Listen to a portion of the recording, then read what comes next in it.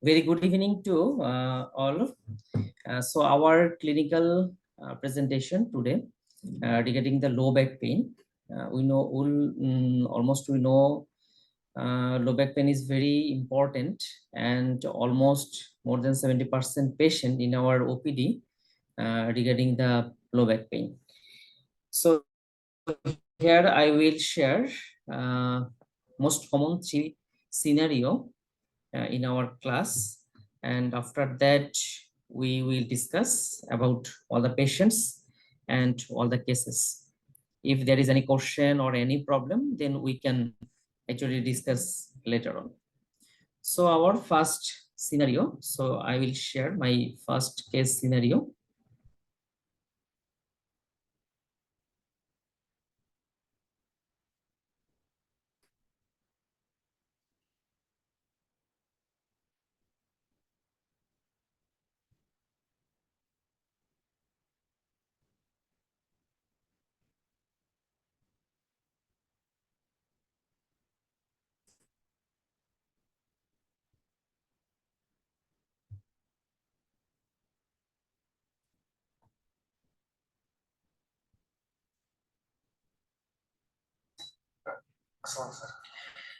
ওয়ালাইকুম আসসালাম, কেমন আছেন?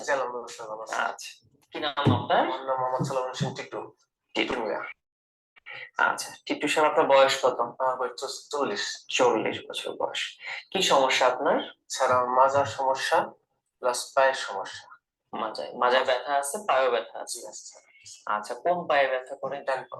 ডান পায়ে। কোনটা বেশি সমস্যা, মাজারটা না পায়েরটা? মাজারটা থেকে পায়েরটা বেশি সমস্যা, পায়েরটা বেশি কষ্ট হয় আর কি। এটা কি শুধু ব্যথায় থাকে নাকি তার সাথে আরো অন্য কিছু, যেমন ববস হওয়া, ভার লাগা, ঝিমঝিম করা, হ্যাঁ, হাঁটতে গেলে ওজন হয়ে যাবে, এরকম কিছু হয়? জি স্যার, মানে ব্যথা অবশ, মানে কামড়ানি অবশ এসে ব্যথা। কোনো জ্বলাপোড়া হয়? জি জি স্যার, জ্বলাপোড়া হয়। শুধু ডান পায়ে? ডান পায়ে। বাম পায়ে তো হয় না? স্যার। আচ্ছা, ঠিক আছে। আপনি এই ব্যথাটা বাড়ে কিভাবে, যেমন হাঁটা চলাফেরা করতে গেলে বা রেস্টে থাকলে বা কাজ করলে বাড়ে কিভাবে? মানে শুধু রেস্টে থাকলেই এটা চলাফেরা করে না, ব্যথা করে না, আর যদি হাঁটা চলাফেরা করি তখন ব্যথাটা হয়। আচ্ছা, তার মানে হাঁটা চলাফেরাতে ব্যথাটা বাড়তেছে? জি স্যার। আর যদি রেস্টে থাকেন তাহলে সেটা কম থাকে? জি স্যার। আরাম লাগে? জি স্যার। সমস্যা মনে হয় না? আচ্ছা।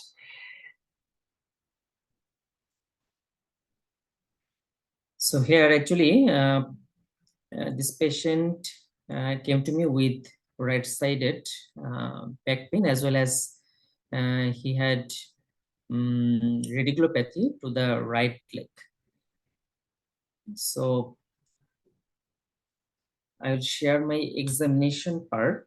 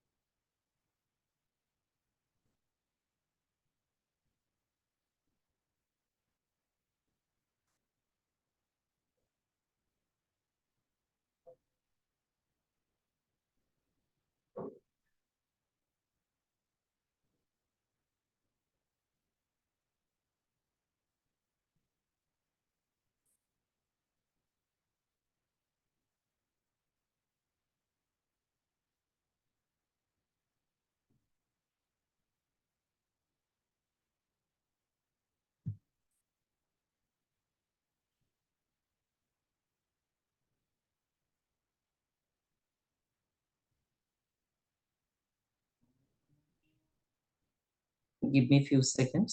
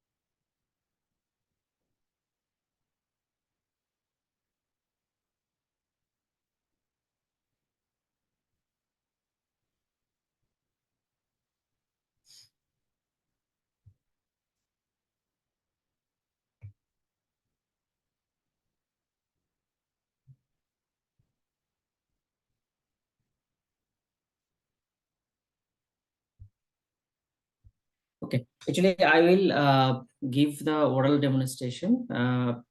Patient cannot walk properly because patient had a very severe pain back as well as the leg pain, and patient cannot walk more than around 5 minutes, not more than 5 minutes. So in our examination, in the midline, it's almost the normal, but in the paramedian, a little bit in the facet joint pain.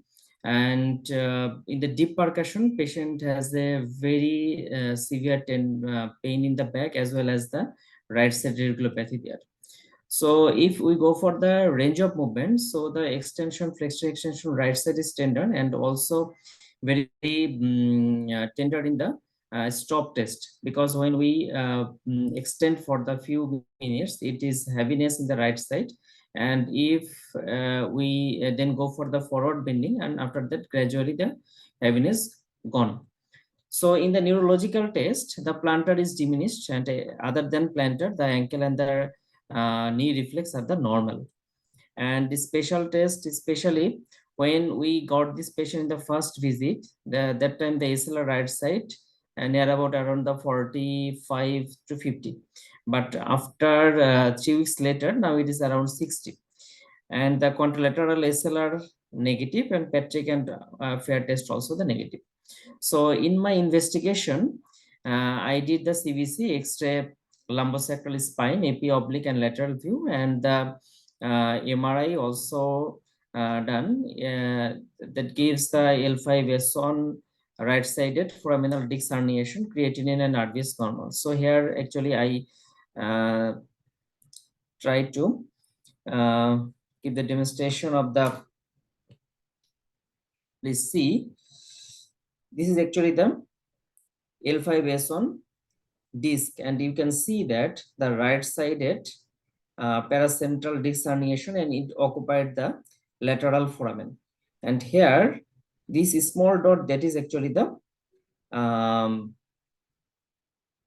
S1 nerve. That's mean still now it is the traversing nerve, and after that it actually exited through the S1 foramen. So here actually these bulge discs just compressed and just give the pressure over the S1 nerve root. Okay, you can see below the cart, this S1 nerve you can see very easily, but here you cannot see because here actually compressed by the L5S1 L5S1 disc. This is the T2 image, and we also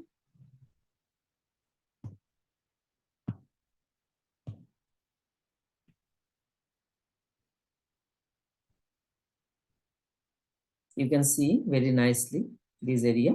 Okay, and this is the T2. T2 is almost T1. This is almost normal. So our diagnosis is the disc herniation, right side paracentral in the L5S1 nerve root, and also there is the S1 radiculopathy in the right side. Okay. So we give the pregabalin as well as tramadol and paracetamol and amitriptyline, and for the few days for the NSAIDs, and also PPI, and some physical exercise and some intervention like we have planned for the next intervention like selective S1 intervention, but we are wait for the few days, because if not improved, then we can plan for intervention. Sir. Okay, we can go ahead with all the 3 cases and then we can discuss. Okay, sir.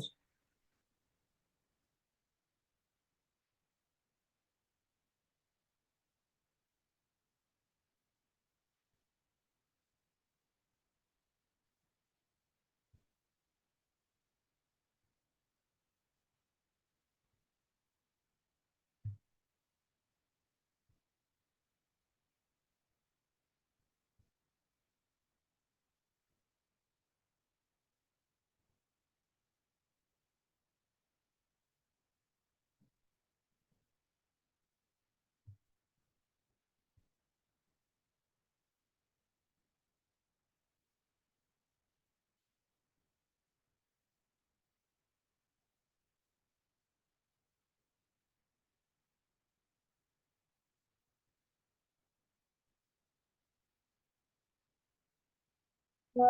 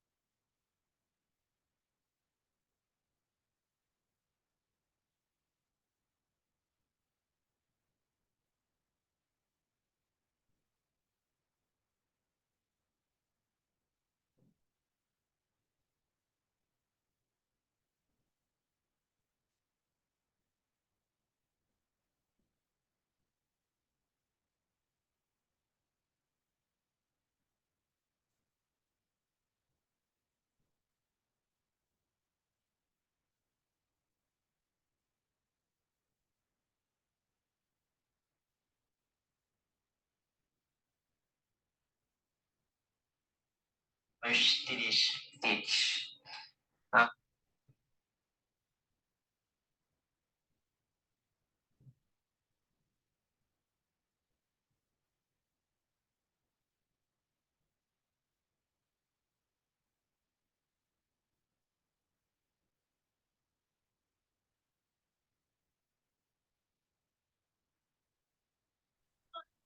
आओ तो जाएगा तब तो। आओ तो बाद पापा को बोल देता, आ जाओ। आओ तो बाहर आओ ना।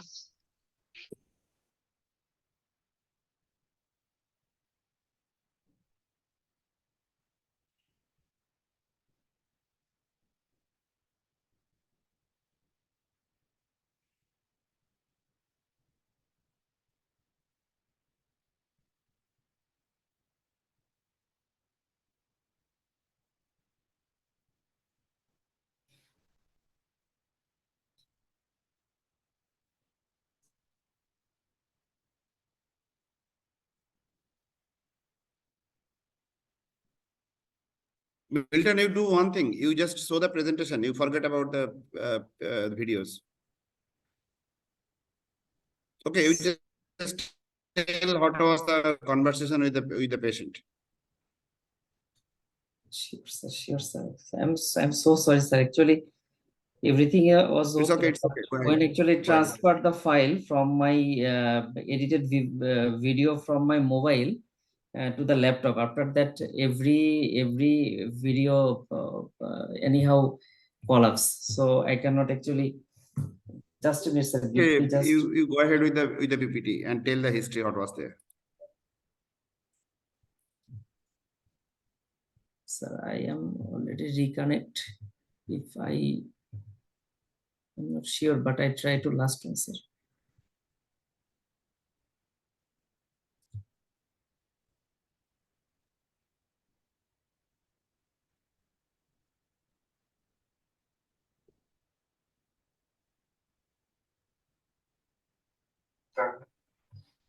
আসসালামু আলাইকুম। ওয়ালাইকুম আসসালাম। আচ্ছা, কেমন আছেন? আছি বলে, আপনি ভালো আছেন? জি আছি। আপনার নাম? আমার নাম রুবেল। রুবেল, বয়স কত? বয়স 30। 30। রুবেল সাহেব, আপনি তো আমার কাছে এসেছেন কোমরের ব্যথা নিয়ে, না? জি। আচ্ছা, কতদিন ধরে আপনার আসসালামু আলাইকুম। ওয়ালাইকুম সালাম। আচ্ছা, কেমন আছেন? আছি বলে, আপনি ভালো আছেন? জি আছি। আপনার নাম? আমার নাম রুবেল। রুবেল। বয়স কত? বয়স 30। 30। রুবেল সাহেব, আপনি তো আমার কাছে এসেছেন কোমরের ব্যথা নিয়ে, না? জি। আচ্ছা, কতদিন ধরে আপনার এই কোমরের ব্যথাটা? ব্যথা এক বছর মতো। 1 বছরের মতো। কোমরের সাথে কি কোনো পায়ের ব্যথা আছে? জি না, কোমরেরটাই বেশি ব্যথা করে। জি জি। এটা কি একদম মেরুদণ্ডের মাঝামাঝিতে হয়, না একটু ডানে বামে সরে হয়? একটু ডানের দিক। একটু ডানের দিকে সরে জি। হয়। ঠিক আছে। আপনার এই যে ব্যথাটা আছে, এটা কি শুধু ব্যথাই মনে হয়, নাকি তার সাথে কোনো জ্বালা পোড়া, অবশ, ঝিমঝিম বা এই ধরনের কোনো কিছু মনে হয় কিনা? না, শুধু ব্যথাই। ব্যথাটাই হয়। এই ব্যথাটা কি ধরনের কাজ করলে ব্যথা বাড়ে? বসে থাকলে ব্যথা বাড়ে, বেশ বসে থাকার পর উঠলে আর কি ব্যথাটা মানে বসার থেকে অনেকক্ষণ বসে আছেন, দেন যদি উঠতে যান, দাঁড়াতে যান, তখন ব্যথাটা জি বাড়ে? জি স্যার। আচ্ছা, এমনি শুধু দাঁড়িয়ে আছেন বা হাঁটছেন তখন? তখন ব্যথা নাই। তখন ব্যথা নেই। জি। আর রেস্টে থাকলে? রেস্টে থাকলে ব্যথা অনুভব করা যায় না। অনুভব জি না। তার মানে রেস্টে থাকলে বা আপনি যদি শুধু হাঁটেন, তাহলে সেক্ষেত্রে দেখা যায় ব্যথাটা কম অনুভব হয়। জি স্যার। শুয়ে যদি ডান কাত বাম কাত হতে চান, তাহলে কোনো ব্যথা অনুভব হয় কিনা? শুয়ে থাকলে কোনো অনুভব হয় না ব্যথাটা। অনুভব হয়।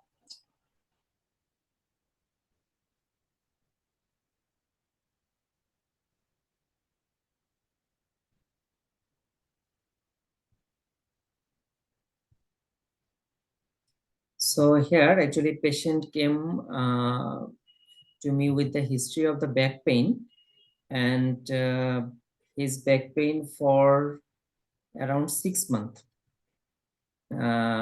and this pain is only when you for the prolonged sitting or for sitting to standing time. So far we have a few DD in our mind, like number one is the internal disc disruption, and second one, that is the facet joint arthropathy. So first we do like some investigation, like the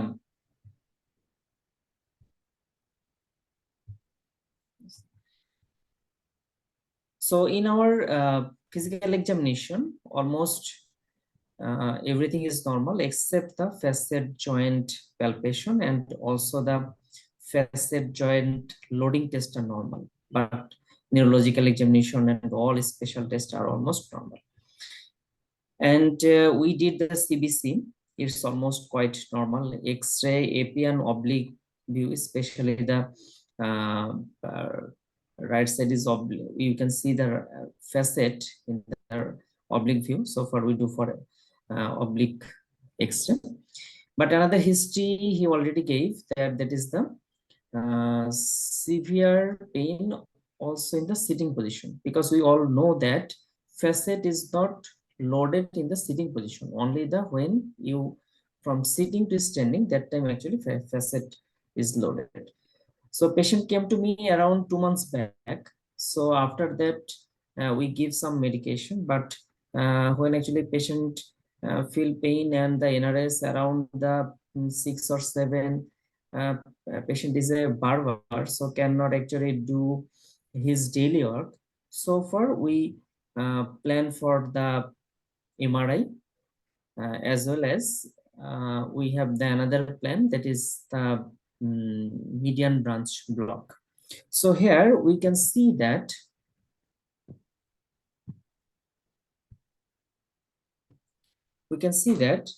so this is the very good disc.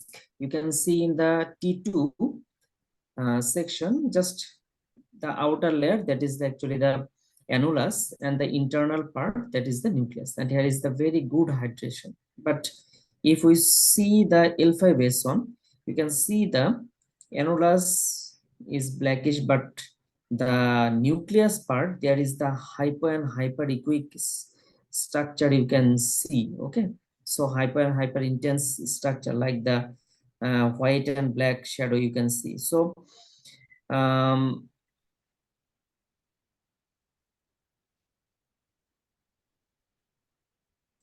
So our think that like it like either the disc problem or either the some sorry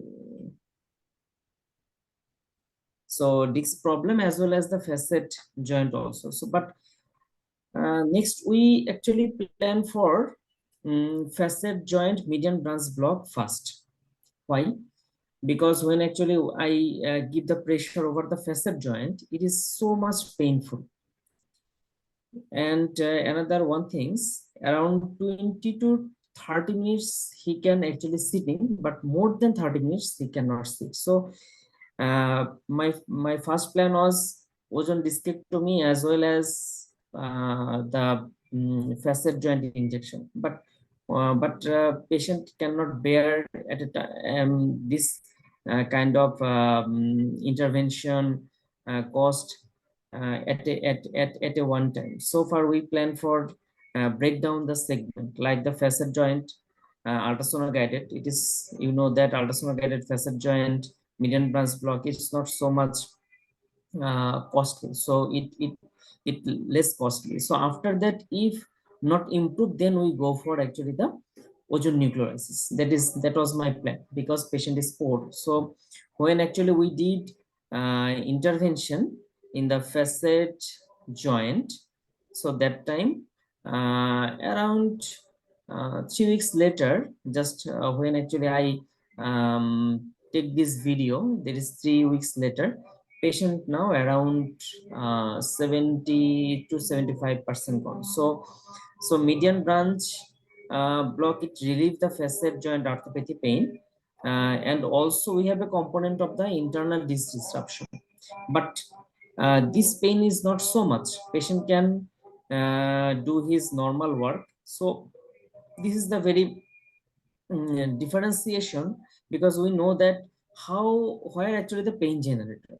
So it may be the facet, it may be the internal disc, but here only one barrier, that is the cost. So far we do first the facet joint, and we already got that around 70% pain relief. So it's given a very good appreciation from the patient as well as me also, because if patient can bear the cost, we do both of the intervention. But here actually I'm not so much interested for the next intervention like internal disc disruption ozone nucleus. I'm waiting for a few months. If then again pain, then we can plan for the next intervention. Okay, so the we give the duloxetine and the PPI and some few exercise, as well as the we already already mentioned here, we already did the median branch block intervention, and now the NRS around the 3/10. Okay, so my third case.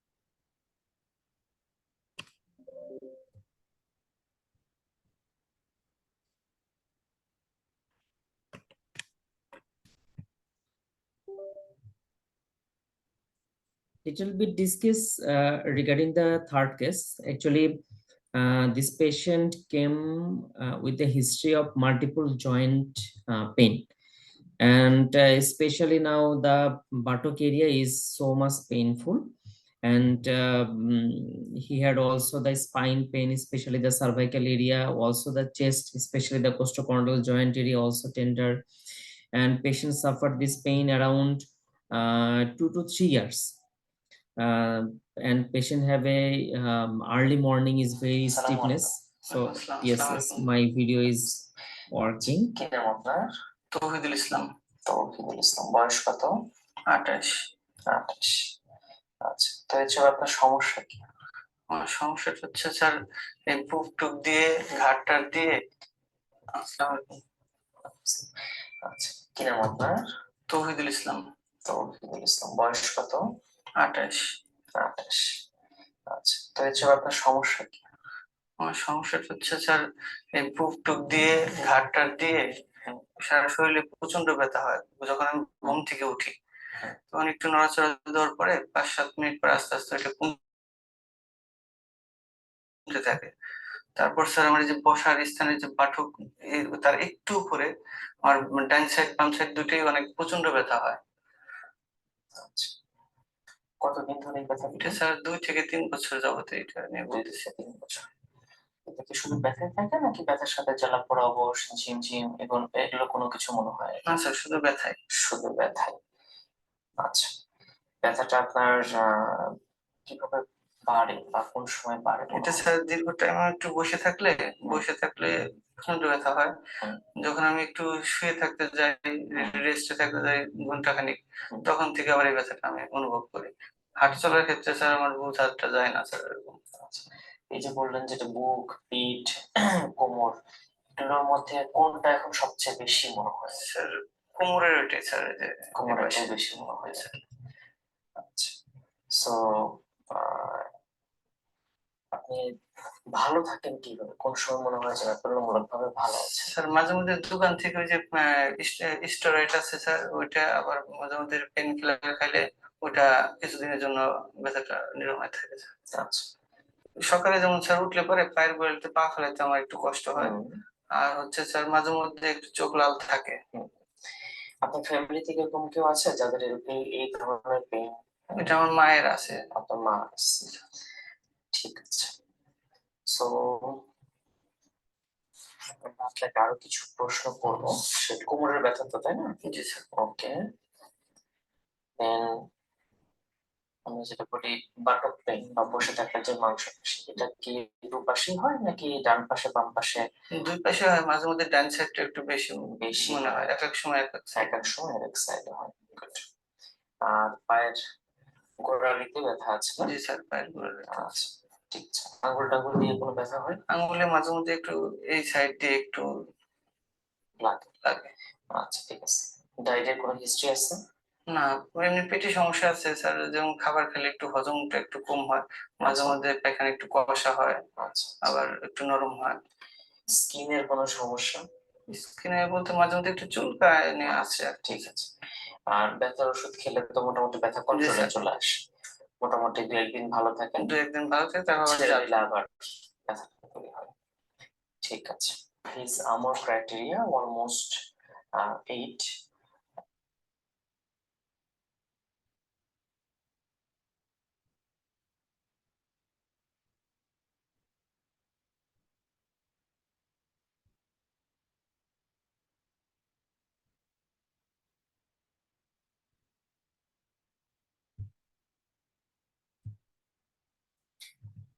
So here, already we discussed there multiple joint pain, especially the buttock pain is so much high, and we did all the examination relevant to the SI joint, but actually for the some technical issue I cannot actually show these things. I'll try, but I am not sure it is I can actually just a minute. But patient sometimes takes the steroid and the NSAIDs from the local shop. If in low back pain evaluation, in case of the palpation section, we will palpate the midline.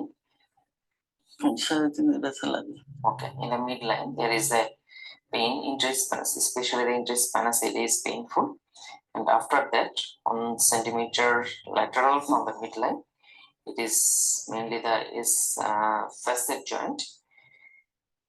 And here, this is actually the SI joint. So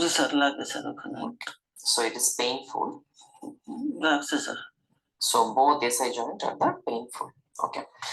And another history he already gave us, that is the upper cervical region is painful. So we will actually palpate the upper part of the spine. It is also painful. So here is also the interspinous ligament also the painful. So, okay. So from the palpation, we got mainly the one interspinous, it is painful, and both side SI joint is tender. And in the upper cervical area, there is also interspinous is tender.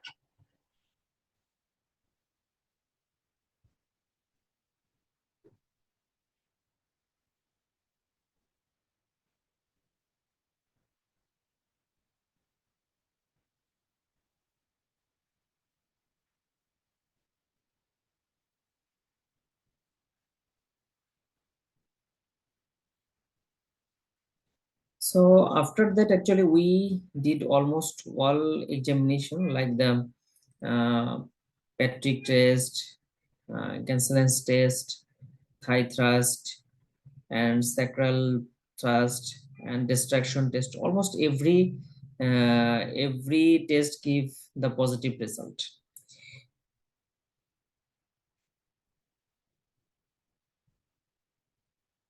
And here already in palpation you saw that the interspinous ligament and also the SI joint at the tender, reflexes and range of movement are the normal, but a special test almost everywhere that is the pain. So actually I take all the video of the wall test, but I cannot actually share these things. So here is the one very important rule of the cluster of the SI joint. So how you assess the SI joint? So first you distraction test as well as the thigh thrust. So if it is improved, then you if it is propagated by the by your examination, then if it is yes, so that is the symptomatic SI joint. So if not painful, then you can go for the compression test. So if it is positive, like here one and another one from here, so if 2 is positive, then you can consider as the symptomatic SI joint. If not positive, then you go for the SACT.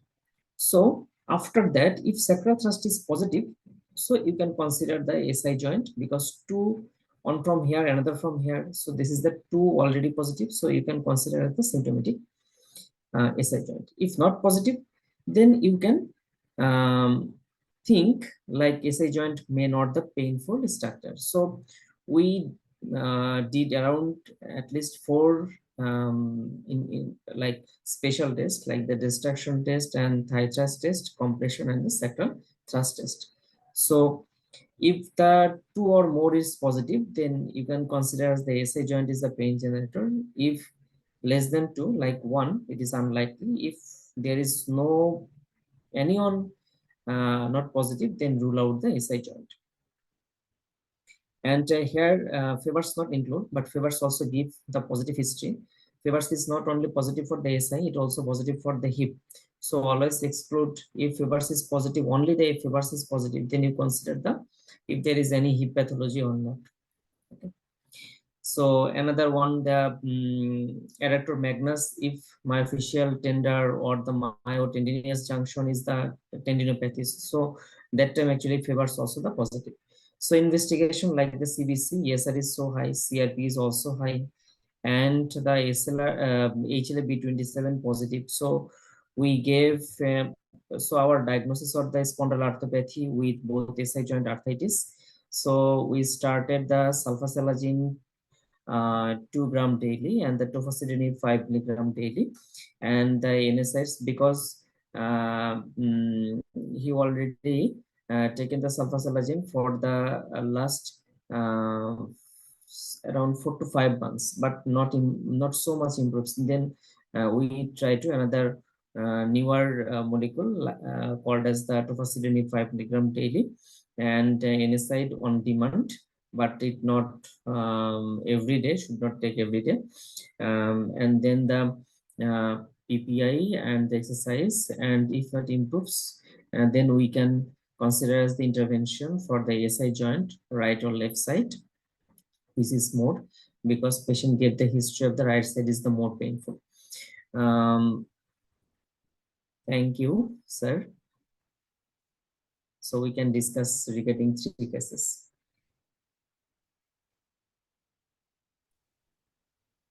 So we have the 3 most common kind of, the causes of the back pain. First one was prolapse disc. Though prolapse disc presents with a predominantly leg pain, not the back pain, but still back pain will be a part of the prolapse disc. A part will be the back pain, and another was facet joint where the back pain predominant, and third one was sacroiliac joint where again the back pain is predominant. So they are the 3 cases, typical cases, and what Dr. Milton has described that the different tastes and what are the management plan. So you can unmute yourself and you can ask question. So no need of writing it here in the the chat box. You can directly ask the question to there. Okay, so Rogina, if no test is positive and all the symptoms mentioned. So one thing, yes, it can be fibromyalgia, obviously. Fibromyalgia patient can present with anything. Fibromyalgia patient can mimic any conditions. But one thing is important, out of all those tests, local tenderness over the sacroiliac joint is most reliable. And still, if you are having confusion, best is to confirm or rule out is your diagnostic sacroiliac joint injection. You give local anesthetic injection in the sacroiliac joint or periarticular injection, and you see whether the pain is relieved or not, and that is how we can confirm or rule out the possibility of the sacroiliac joint as a source of pain. Okay, any other questions from regarding who you want to discuss all the 3 cases, and you can ask us question. Sir, one query, sir. Yes. Sir, if patient is, we are suspecting fibromyalgia, then patient will be having other symptoms associated as well. Yes, obviously, fibromyalgia diagnosis cannot be just, fibromyalgia, there are scoring system. Are you aware of that scoring system? Yes, sir. So that must be positive. That means patient must be having the symptom severity scale and WPI, White's pain index must be positive. If whether you are having any tenderness, anything else, that doesn't matter. If the score is positive, patient is having fibromyalgia. Earlier in the diagnostic criteria, in 2010 probably, it was there that you have to rule out the fibromyalgia. You rule out the other possibilities. Then only you can diagnose the fibromyalgia. But later on, ACR has modified the diagnostic criteria of the fibromyalgia. The modified diagnostic criteria is, if the fibromyalgia score is positive, it is always fibromyalgia. And then if it is something else, like that means somebody can be having the sacroiliac joint arthropathy along with that fibromyalgia. Somebody might be having the migraine with fibromyalgia. Somebody having the prolapse disc with fibromyalgia. You need not rule out, you need not exclude the other possibility just to make a diagnosis. So earlier the fibromyalgia diagnosis was by exclusion, but nowadays it is not. If the score is positive, is fibromyalgia. Okay. So fibromyalgia diagnosis should not be mixed up with any of the other diagnoses. Fibromyalgia diagnosis should be by its scoring system.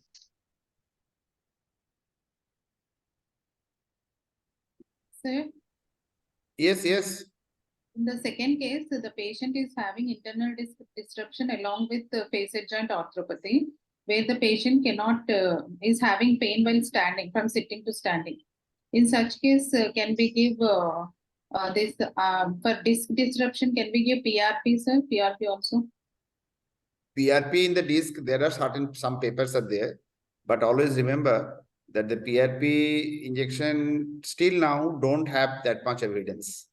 So I personally in our clinic don't use PRP in the disc disruptions. Some papers are there telling positive results. But again, a lot of complications related to the PRP injection, that is also very important. Very recently in a conference, we was talking with one of very senior pain physicians in India. I'll not be telling the name. He was sharing his experiences, telling that he started the PRP injection in the internal disc disruption and developed very bad discitis. So always remember the disc should be always during, because PRP preparation, there might be some contamination in the PRP, and disc infection is a very, very bad. I personally don't give because the still now the guideline is not supporting PRP injection for the internal disc disruption. Okay, sir. So then for facet joint arthropathy, we are giving median nerve branch, so block. Facet joint arthropathy, there are two choices. One is your intra-articular steroid injection that gives short-term relief. And for the long-term relief, we have to go for the radiofrequency ablation of the medial branch, which supplies the facet joint.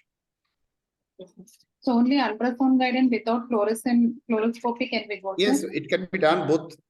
Facet joint medial branch block can be done both by the ultrasound as well as your CM guidance. Both are equally having the same evidences. So you can do both. One advantage of the ultrasound guidance or hybrid technique is that when you are stimulating it, you can see very nice contraction of the multifidus muscle. So that is one of the very good positive things when you are doing it under the ultrasound. And if you are doing under the CM guidance, then you have to superficially have to see the movement of the needle and that will be confirming it. But if you are doing in the ultrasound, even a small stimulus, you can see the muscle nicely contracting. So that is one of the advantage of that. Otherwise, if you are asking which one is preferable, I'll be telling you it is your choice. Both have the equal evidences. Only ultrasound or only CM? Only ultrasound, only CM and combination. All are equal evidence. All have the equal evidence. It is your choice which one you will be doing. Sir, Okay. video is there, sir, regarding this block and ultrasound guided block. What? Medial branch video, sir, video. Yes, it is there. It is there in your YouTube channel. You just search and you will be getting it. I'll check, sir. Thank you. Okay. Sir, can I share one of my experiences, sir? One of my colleagues. Yes. Similar to your experience, sir. 2 months back, one of the patient came with this discogenic back pain, and one of the pain physician injected PRP in the disc. After a week, he developed a severe discitis, and they had to open. The orthopedic people had to open and clear up the pus. And he has landed up in the medical legal cases, and the case is in pending. Like they have filed a case regarding to the pain physician, and he had to bear all the surgical charges to the patient. Also, almost 2-3 lakh they have to pay. The doctor had to pay regarding the surgical charge, and it is also in the medical legal. He's also, they have, patient party has also filed for the case in the court regarding the PRP injection in the disc. So I like you, sir, I am very fearful of even telling patient regarding the PRP injection in the disc. And not only that, what I always suggest, like in this case, nowadays, patient versus doctor relationship has, not that good. So any small things, is a patient might be going into the court, and you have to support yourself. You don't do any procedure which is not recommended by the evidence-based guideline. Always follow some evidence-based guideline. If it is not there, you will be in problem. If you're landing up with any cases, you'll be landing up with the problem. So I always tell these things. You are having the two options to do your practice. One is either you follow the evidence-based recommendation or guideline by any of the societies. Like nowadays, Indian Society for Study of Pain, we are coming up with different guidelines. American Society has different guidelines. World Institute of Pain have the guidelines. You follow any of the guidelines, and you will not be seeing PRP injection in any of these guidelines. So, second option is what you can do is you can conduct a study, getting an ethical committee approval. you can, if you're thinking that something is promising, if you feel that this is a very good, it can be very beneficial to my patients, then you conduct some study getting the ethical committee permission of your institution. And that is another option. Otherwise, if you don't have the ethical committee options to design a study, please do what is there in the evidence-based guidelines. Sir, in patients whom we are suspecting inflammatory arthritis, is it must to do HLA-B27 test? No, if you are seeing that, how to make a diagnosis of spondyloarthritis. Spondyloarthritis means there are few things in the basket of the spondyloarthritis. Most common is ankylosing spondylitis. Others are reactive arthritis, psoriatic arthritis. These are the three most important things in the basket of the spondyloarthritis. So spondyloarthritis can be, most commonly is your spinal, but it can be extraspinal or it can be a combination of the both spinal and extraspinal. Among the extraspinal, the knee joint is the most common. Second one is your hip joint. And other joint like ankle and the other joint. Dactylitis finger is also very common in the spondyloarthritis. So the spondyloarthritis, the diagnosis is clinical. There is no specific investigations. Like ESR CRP might be normal. 50% patient of the spondyloarthritis, the ESR CRP might be normal. HLA-B27 might be negative. So it is a composite diagnosis. So there are diagnostic criteria for the spondyloarthritis. In our clinic, we follow always the AMOR criteria. I'll be telling Milton, if you are having the score sheets of the AMOR criteria, you can share in this group. Or otherwise, I'll be asking, any of our fellow here, who is there in the current fellow. Niru is there. Okay, sir. I'll share it within few minutes. Okay, sir. Okay, you share it with the group. So it's a scoring system, like alternating buttock pain, history of the psoriasis, history of iritis. So all these different features, there is some scores. And the total score must be 5 or more to make a diagnosis of spondyloarthritis. So there you see that HLA-B27 carries 2 marks, but sacroiliitis carries 3 marks. So sacroiliitis is more important than the HLA-B27. And if you see the patient is having the sacroiliitis and the other feature which is making the score more than 5, then there is no need of doing an HLA-B27. If you feel it is the borderline, you are suspecting but still score is not more than 5, then you can go ahead with the HLA-B27.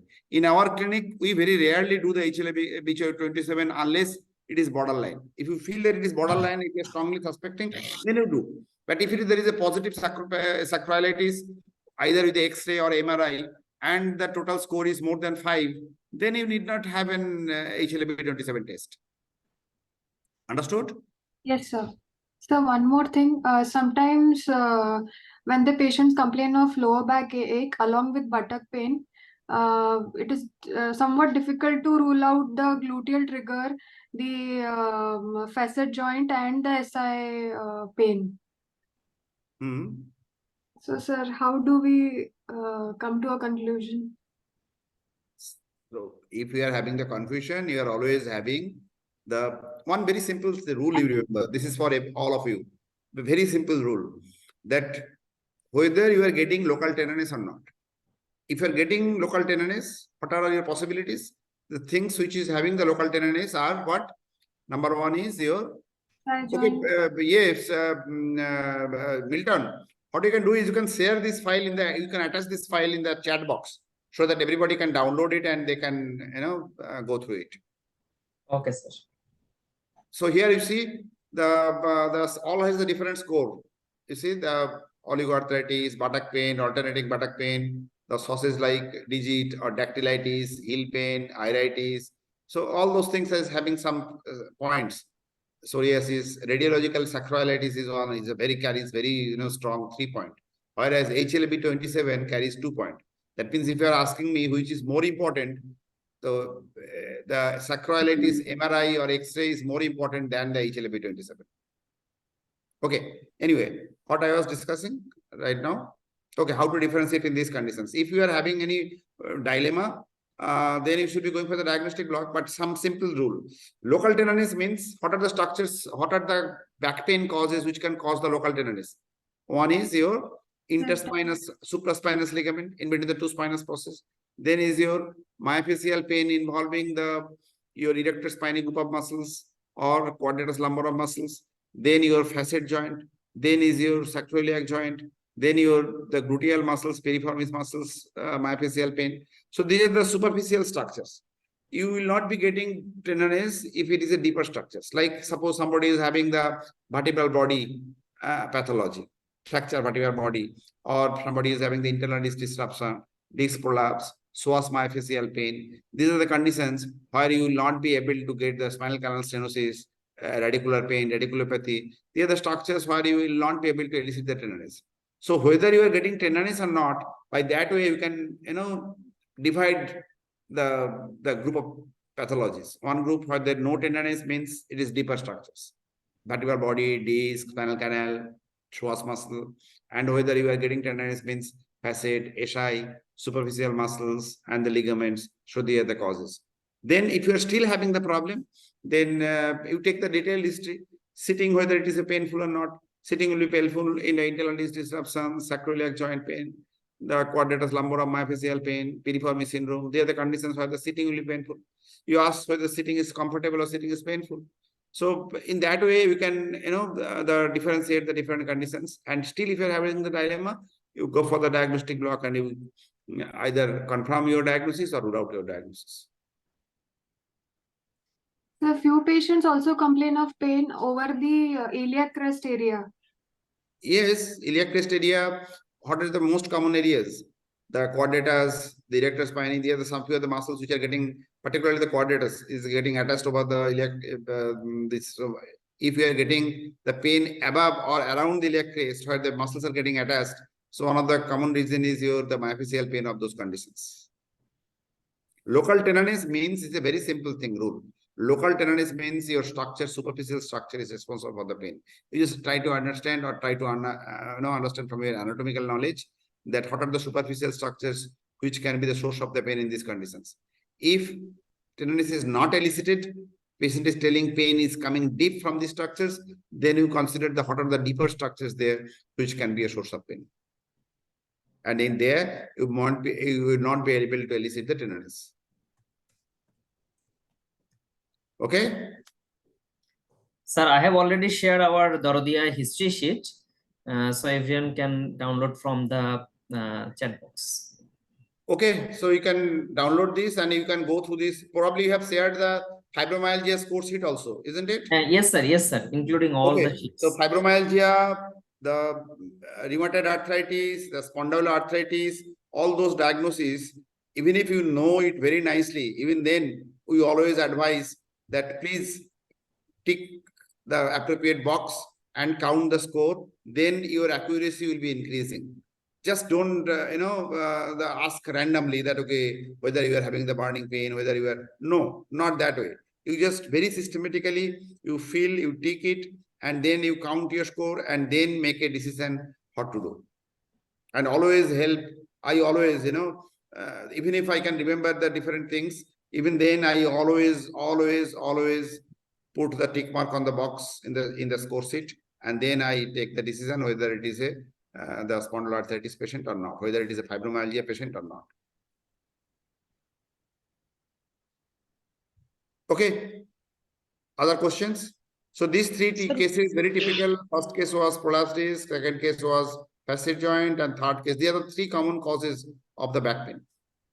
One is Sir, one question, one is facet, another. Yes, we are waiting for your question only. Sir, is it like possible for for disc in MRI? Sir, I encountered a patient. The patient has history of pain is not in the in the paraspinal area, mostly in the buttock and radiating downward. And in MRI, there is no significant finding. I just could find disc degeneration at L4, L5, and L5 as well. This degeneration is very common in every patient. Anybody more than 30 years, one or more disc will be degenerated. So that is not a cause of pain in the most of the times. You probably know, I always share this history that the study was conducted in the 90s, early 90s, when the MRI was very new. And the subject of the study was who never ever had any back pain or leg pain. And what was the findings? More than 50% patient was having the prolapsed disc and 28% patient was having the extruded disc. and they never ever had any back pain or leg pain. So MRI findings has no value unless it is matching with your clinical criteria. Clinical criteria means the points or the clues what you are getting from the history and the clues what you are getting from the examinations. Then only you give importance to your MRI findings. So if you wish to discuss your case, don't discuss the MRI more detail. You tell me the detail about the other things, like whether the patient pain is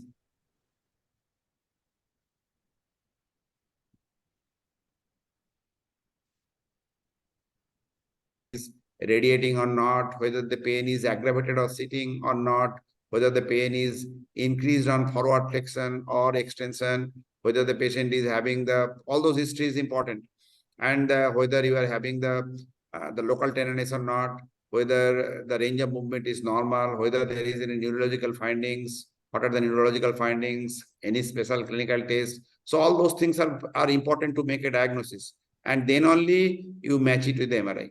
So if you wish to discuss the case, you tell all the detailed history. Sir, actually, I could not find anything significant on examination. He just had radiating pain starts from the lateral aspect of the buttock and it goes to the calf mostly. Is it aggravated on sitting or aggravated on standing No, or on walking? on walking, sir. So it is relieved on sitting. Yes, sir. On rest and sitting, it is relieved. And on standing and walking, pain is increasing. Yes, yes, sir, yes, sir. And all the neurological findings, local examinations, all are normal. Sir, All are normal. sir, all these tests, SLR and FAIR, most of the tests, whatever we do, sir, whatever I could do, I could not find anything. You call the patient again and you just follow the history sheet, all the steps, take the history properly according to the history sheet, and you complete all the things and you discuss the patient again in the next day. The patient who is having pain relieved on sitting and the pain is on one side, what are the possibilities? So most probably it must be some disc prolapse. You just tell first three, four causes where the pain is on one side and pain is relieved on sitting, aggravated on standing, or sitting to standing. What are the possibilities? Disc is not the cause. Disc pain, internal disc disruption pain will be aggravated on sitting, not relieved on sitting. So that is not coming in a differential diagnosis. What will be coming first? Facet joint. Psoas. No. Myofascial pain. Psoas might be. But most commonly, first thing what will be coming is your facet joint. Paramedian pain, relieved on sitting, no pain on sitting, sitting to standing is painful. So first thing what will be coming is your facet joint. Then psoas. Why psoas? Psoas is relaxed on sitting because we are flexing the hip. Psoas is a flexor of the hip. So the psoas myofascial pain is another. What are the other causes?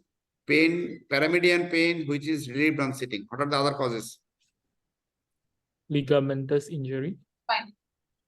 Which ligament? There are many ligaments are there. Supraspinal. No, that pain will be increased on sitting and that will be midline, not paramedian pain. Sacroiliac ligament, sir. Iliac ligament, sir. Sacroiliac joint pain again will be aggravated on sitting. Canal stenosis, sir. Neural foraminal stenosis, sir. Right, that was the third one. So if somebody is having the lateral canal stenosis or not central canal stenosis, then the patient would have been the bilateral pain. So pain will be relieved on sitting and more on the standing or walking, and patient will be having the radiation as well. So these are the three things you should be remembering. One-sided pain, predominantly one-sided pain. One-sided pain is more than the other side. Pain is relieved on sitting. Pain is increased on standing and walking. So you should be remembering these three things. And if the patient is having the other neurogenic claudication, like walking is causing the tingling sensation of the leg, the numbness, heaviness, then you should be thinking the canal stenosis, lateral canal stenosis as a first diagnosis. And then you have to put the other diagnosis. Facet joint arthropathy and canal stenosis might be coexisting. Facet joint hypertrophy sometimes contributes to the facet because facet is the posterior boundary of the neural foramina.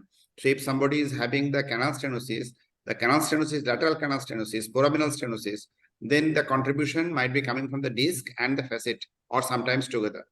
So ligamentum flavum normally do not contribute in the lateral canal stenosis. So if the patient is having this kind of symptoms, so these are the three things what you have to remember. Okay. Sir, Yes, tell.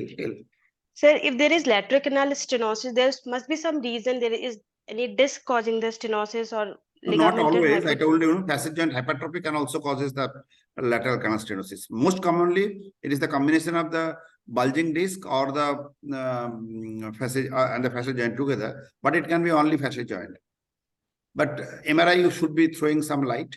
But the other possibilities are there. Psoas myofascial pain, the facet joint, only facet joint with a normal MRI. Those are the other possibilities. So you have to do all the taking the detailed history, clinical examinations, and finally, if you're still having the dilemma, you can do a medial branch block to rule out the facet. You can do a transforaminal selective nerve root block to rule out the lateral canal stenosis. You can do a psoas myofascial plane block to rule out the psoas. So that is how you have to make a diagnosis. First is history, then is clinical examinations, and still if you are having the doubt, you go for the diagnostic block. MRI has value, definitely has value, but having the less value than the clinical examinations. Yes, sir. Sir, in PIBD patients, sir, Yes. like if there is bilateral disc the extrusion of disc, sir, the epidural steroid is better, or we should give the bilateral transforaminal block, sir? If the patient has bilateral symptoms, then only give bilateral. Whatever is the MRI, forget about the MRI findings. You just think for the which route is symptomatic. You have to give the symptomatic route only. If somebody is having the multiple level prolapse, this is a very common question asked by many of the fellows. The sir, my patient has 3-4 level disc prolapse. But very, I am using 5, 6, 7, 8 that rarely all the disc becomes symptomatic. Most of the times 1 or 2 root are symptomatic, and you should be targeting only the symptomatic one, not the other one. How to understand which one is symptomatic? By looking at the dermatome, by looking at the myotome, by looking at the jarks. You have to define, you have to understand that which root is symptomatic and which side is symptomatic. And you have to do the procedure there only. This is applicable not just for the transforaminal epidural. This is application for the surgical intervention also. Many a times, the surgeons are also getting confused that which disc is basically the causing the symptoms. And if you still have the problem, you give a very small amount, 0.5 cc of local anesthetic into the selective nerve root block transforaminal, and you see the difference. And then you determine the level, and then finally you go for the treatment part. So MRI is no way guiding you, and clinical findings and MRI combination is the best one. If still it is not getting clear, then you have to go for the diagnostic block. Thank you, sir. Sir, here one experience here. Yes, go ahead. Jaya, Dr. Jaya.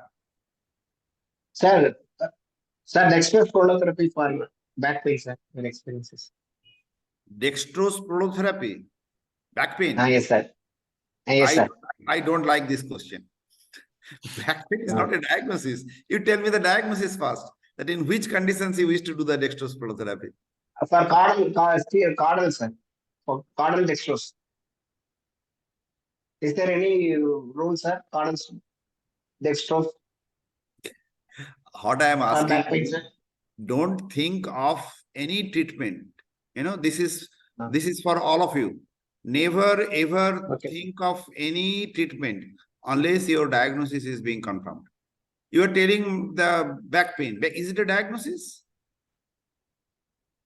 Is it a diagnosis? Chronic low back. No, sir. It's not specific. Chronic low back pain is not a diagnosis. Yes, sir. We are discussing what we are discussing here. We are discussing what are the causes of chronic low back pain. So you tell me the treatment modality, think of treatment modality only when you are coming to a diagnosis. Now you tell me in which conditions you are planning to give the dextrose. Discogenic pain, sir. Is there any role for discogenic pain, sir? You can conduct a study. Still now there is no such recommendations. Okay. Dextrose prolotherapy can be a good one for the ligaments like the interspinous, supraspinous ligament or sacroiliac joint. Some papers are there. But for the internal disc disruption, caudal epidural, the dextrose injection, don't think of it. I was just discussing with the, also the series was discussing some cases about the discitis and all those things. So spine is a very dangerous area. Always it's not like the peripheral joint. Spine, the complications might be very serious. So just follow what is already recommended by the evidence-based recommendations. Don't go beyond that. Always follow some of the recommendations. There are many recommendations, as I told you. Even if you are searching the net, the chronic spinal pain, what are the different guidelines? You'll be seeing the ASIPP guidelines, WIP guidelines. Follow some of the guidelines that in which conditions, which treatment is having the best evidence, what are the other treatment options, which is having the less evidences. And very important part is never ever think of any treatment based on the symptoms. First, you try to make a diagnosis.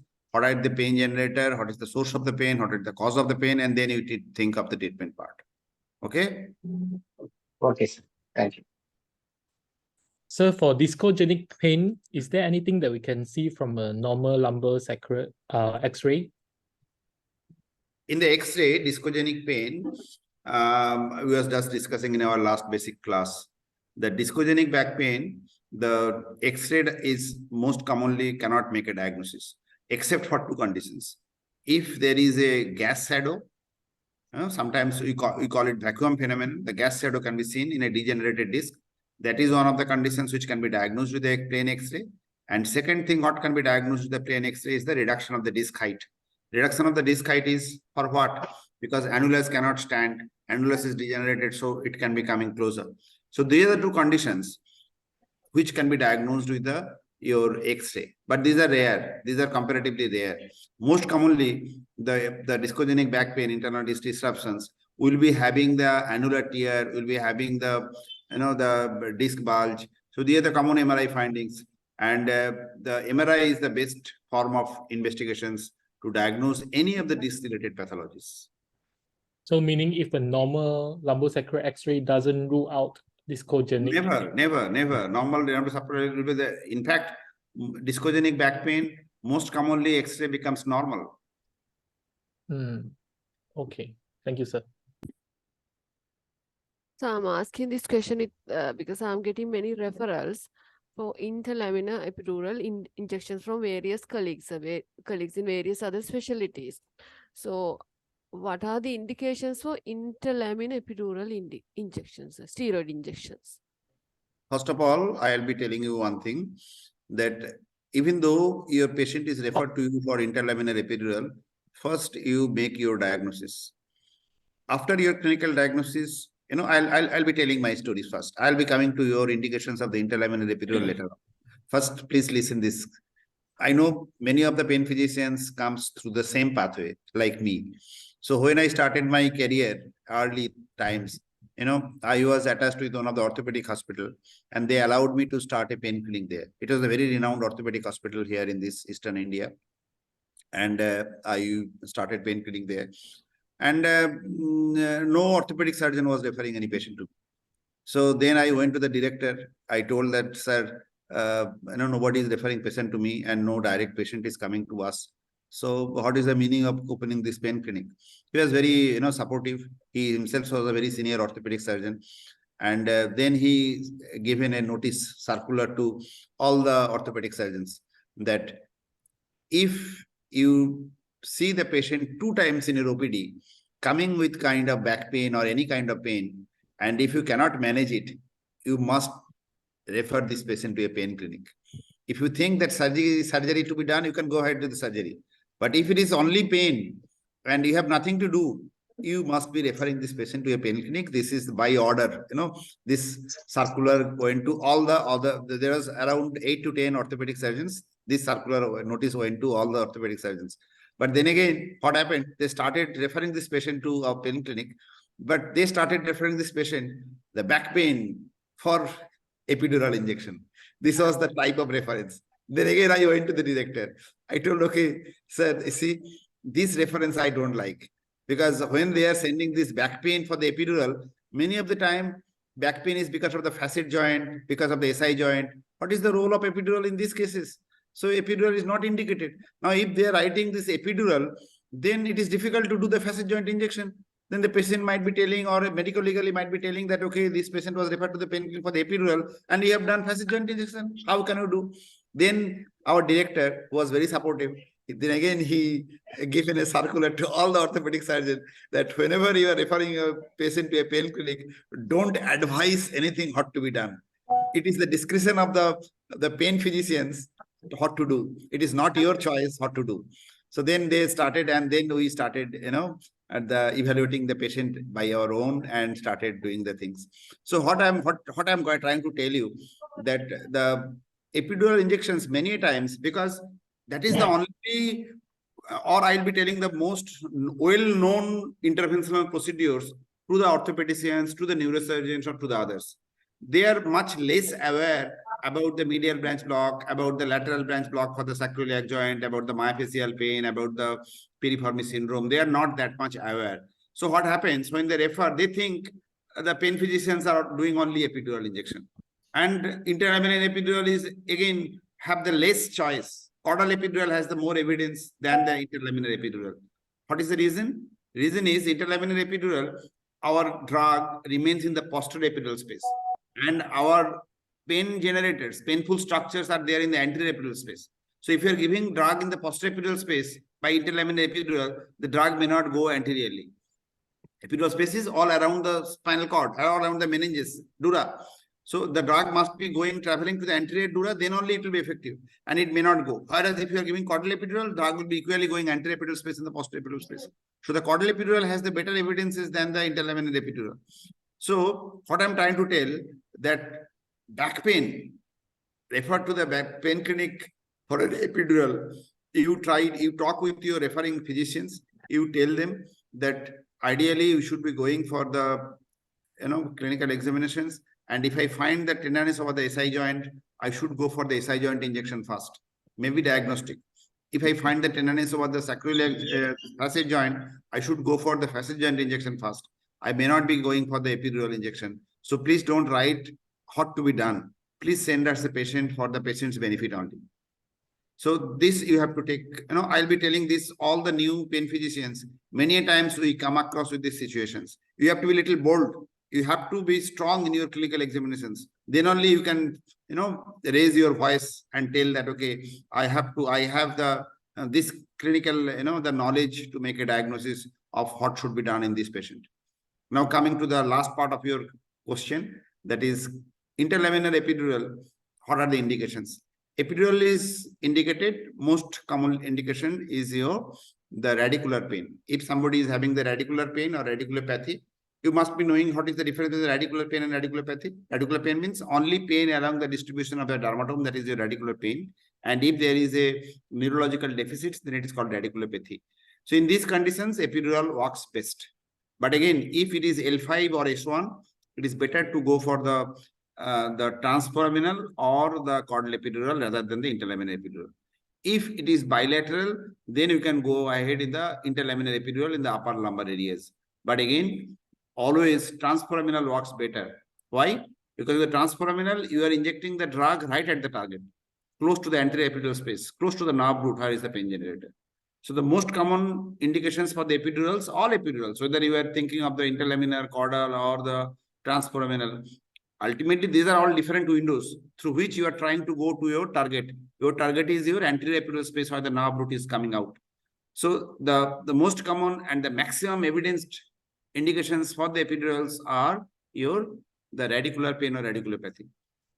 Few other indications are there, but those are not that evidenced. Like somebody is having the vertebral compression fracture. Again, vertebral compression fracture, the vertebroplasty is the better choice than these things.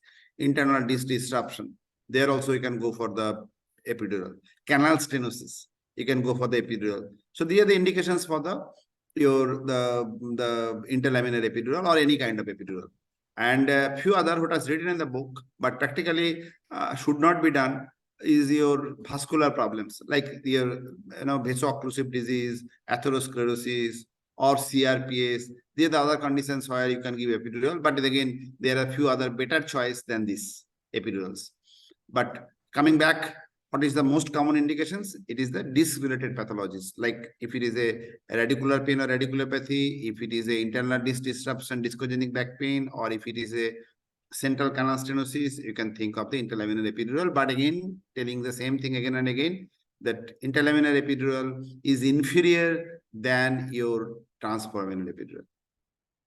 Okay, so if somebody is telling it that, okay, please go for the interlaminar epidural, you tell them. If it is a radicular pain, radiculopathy, spinal canal stenosis, you tell, sir, the transforaminal might be better. Shall I go with the transforaminal rather than interlaminar? You ask them and you can go ahead with that. Or if you feel that local facet tenderness is there, you just communicate with your referring doctor, tell that, okay, I am finding the facet joint as a tender, and shall I go ahead with the facet joint injection rather than the epidural? And then you choose the your intervention not to be done. Interlaminar epidural is a less common interventions in the all, whatever the intervention you are doing for the spine, interlaminar is the very less common than the other procedures. Thank you, sir. Two more Okay. conditions, what spondylolisthesis is, I mean, we'll say grade 1 to 2, epidural helpful or not, sir? And Again, yeah. this is always very important that in the spondylolisthesis, why there will be pain? There are two reasons for the pain. One is in spondylolisthesis, when the one vertebral body is moving over the other, there is facet joint overloading, because facet joint is one which prevents the listhesis. So if there is a listhesis, there are two possibilities. Either there is a breakage of the pars, fracture of the pars spondylolysis, or there is severe gross degeneration of the facet joint.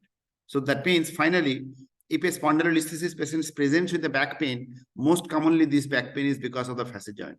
And there you should go for the, not for the epidural, you should go for the facet joint. This is the commonest thing. If a spondylolisthesis patient is present with a radicular pain, then most commonly it is because of the canal stenosis. Because once when the moving over the other, the foramen and the spinal canal get narrowed. So in that situation, you can go ahead with the transforaminal or interlaminar epidural. These are if the patient is having the radiating pain. But if the patient is presenting with the back pain, then you examine the facet joint nicely, and most commonly they present with the facet joint pain, and you have to go ahead with the facet joint injection rather than your epidural. The various other conditions, like we find it osteophyte complexes, because they refer even those, like, I don't think that. Yes, sometimes osteophytes complexes are there in the foramen. They cause the narrowing of the canal, and they can present with the canal stenosis symptoms.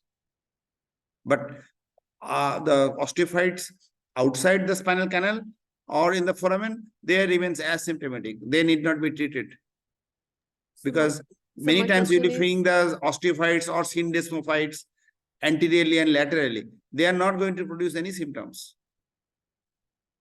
Only thing is around the foramen. Action of giving, like, we'll say osteophyte complex and patient is having a canal narrow stenosis. I'm telling you that is that only, no? If there is osteophytes complex is causing the narrowing of the canal, then only it should be treated, otherwise not. But again, lumbar area, osteophyte complex causing the narrowing of the canal is not very common. In the cervical area, it is common. Lumbar area, it is not common. Lumbar area, most of the times, it is not the osteophytes, it is the syndesmophyte, which is much more common. And it is most commonly anteriorly. And they remains asymptomatic in most situations. Thank you. But still, if it is causing the foraminal narrowing, we can go ahead with the transforaminal injection. Okay? Thank you, sir. Sir, Yes? sir, transforaminal injections under ultrasonography guidance, sir. Under the ultrasonography is under the study. In fact, the in-plane transforaminal epidural, we have the first study, in-plane study. We are already there, there's videos in the YouTube. But again, it is dangerous. You know, it must be confirmed with the dye distribution with the under the CM guidance. Then only you can do it. Otherwise, if you are asking what is the choice for giving the transforaminal epidural, CM or ultrasound, it is always CM. If you're doing under the ultrasound, then also you have to confirm with the CM with the dye, and then only you can give the steroids. Before that, before giving the dye, you cannot give the steroid injection. For the transforaminal epidural, CM is the choice, first choice. Okay, okay, sir. Thank you. Excuse me, sir. Yes. Usually they come with severe back and radiating leg pain, and on MRI we see that there is a severe spinal canal stenosis at the disc level, and there will be measuring diameter like 5 mm, 6 mm, or 3 mm. In that case, if we the injective transforaminal epidural do help, or if we inject If a anything. very severe canal stenosis with a neurological deficit, patient cannot stand, walk, this should go for the surgery. Neurological Below deficit 5 millimeters not spinal canal diameter, if should be always thinking of surgical interventions. It is not that the pain physicians means will be always thinking of the intervention. You have to think our limitations as well. So if the spinal canal is mechanically narrowed, so the steroid injection is not going to help much. In fact, it might be worsening the conditions because you are giving something and it is going to around the epidural space. It can cause the narrowing, further narrowing of the canal, and it can worsen the symptoms. So it might be dangerous also.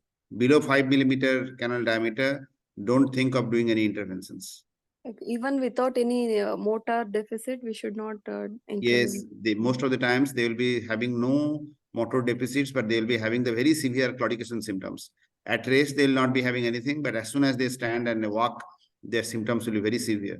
If the canal diameter is very tight, don't do any interventions. Sir, even if the disc is hydrated, we cannot go for ozone, sir, in this. You can think of that, but very severe canal stenosis, the choice is always surgical, particularly if the patient is symptomatic. Thank you, sir. So regarding dye and all, how to, if at all, if I do the if I get a CSF while needling, and then I should not be using dye. Can No, I dye use? can be injected. Dye is your, first of all, if you are identifying the CSF, you should be withdrawing it and you do not do the procedure in the same level. You can change your level, not at the same level. But still, if the dye is injected, there is no harm because dye is, the hot dye you are using is iohexol. That is a water-soluble non-ionic dye. If that is the same dye with which the dye is deliberately injected in the interthecal space for the myelography. So that dye, if it goes inside the interthecal space, there is no harm. But if you are sure that you have punctured the CSF, you have punctured the dura and the CSF is coming, you should be not be doing the procedure in the same level. You go above level or below level and you can go ahead with the procedure. Okay, sir. So what about in cervical this thing, sir? The same procedure? Same. If you have punctured a level, you change your level. Don't go into the same level. Okay. Thank you, sir.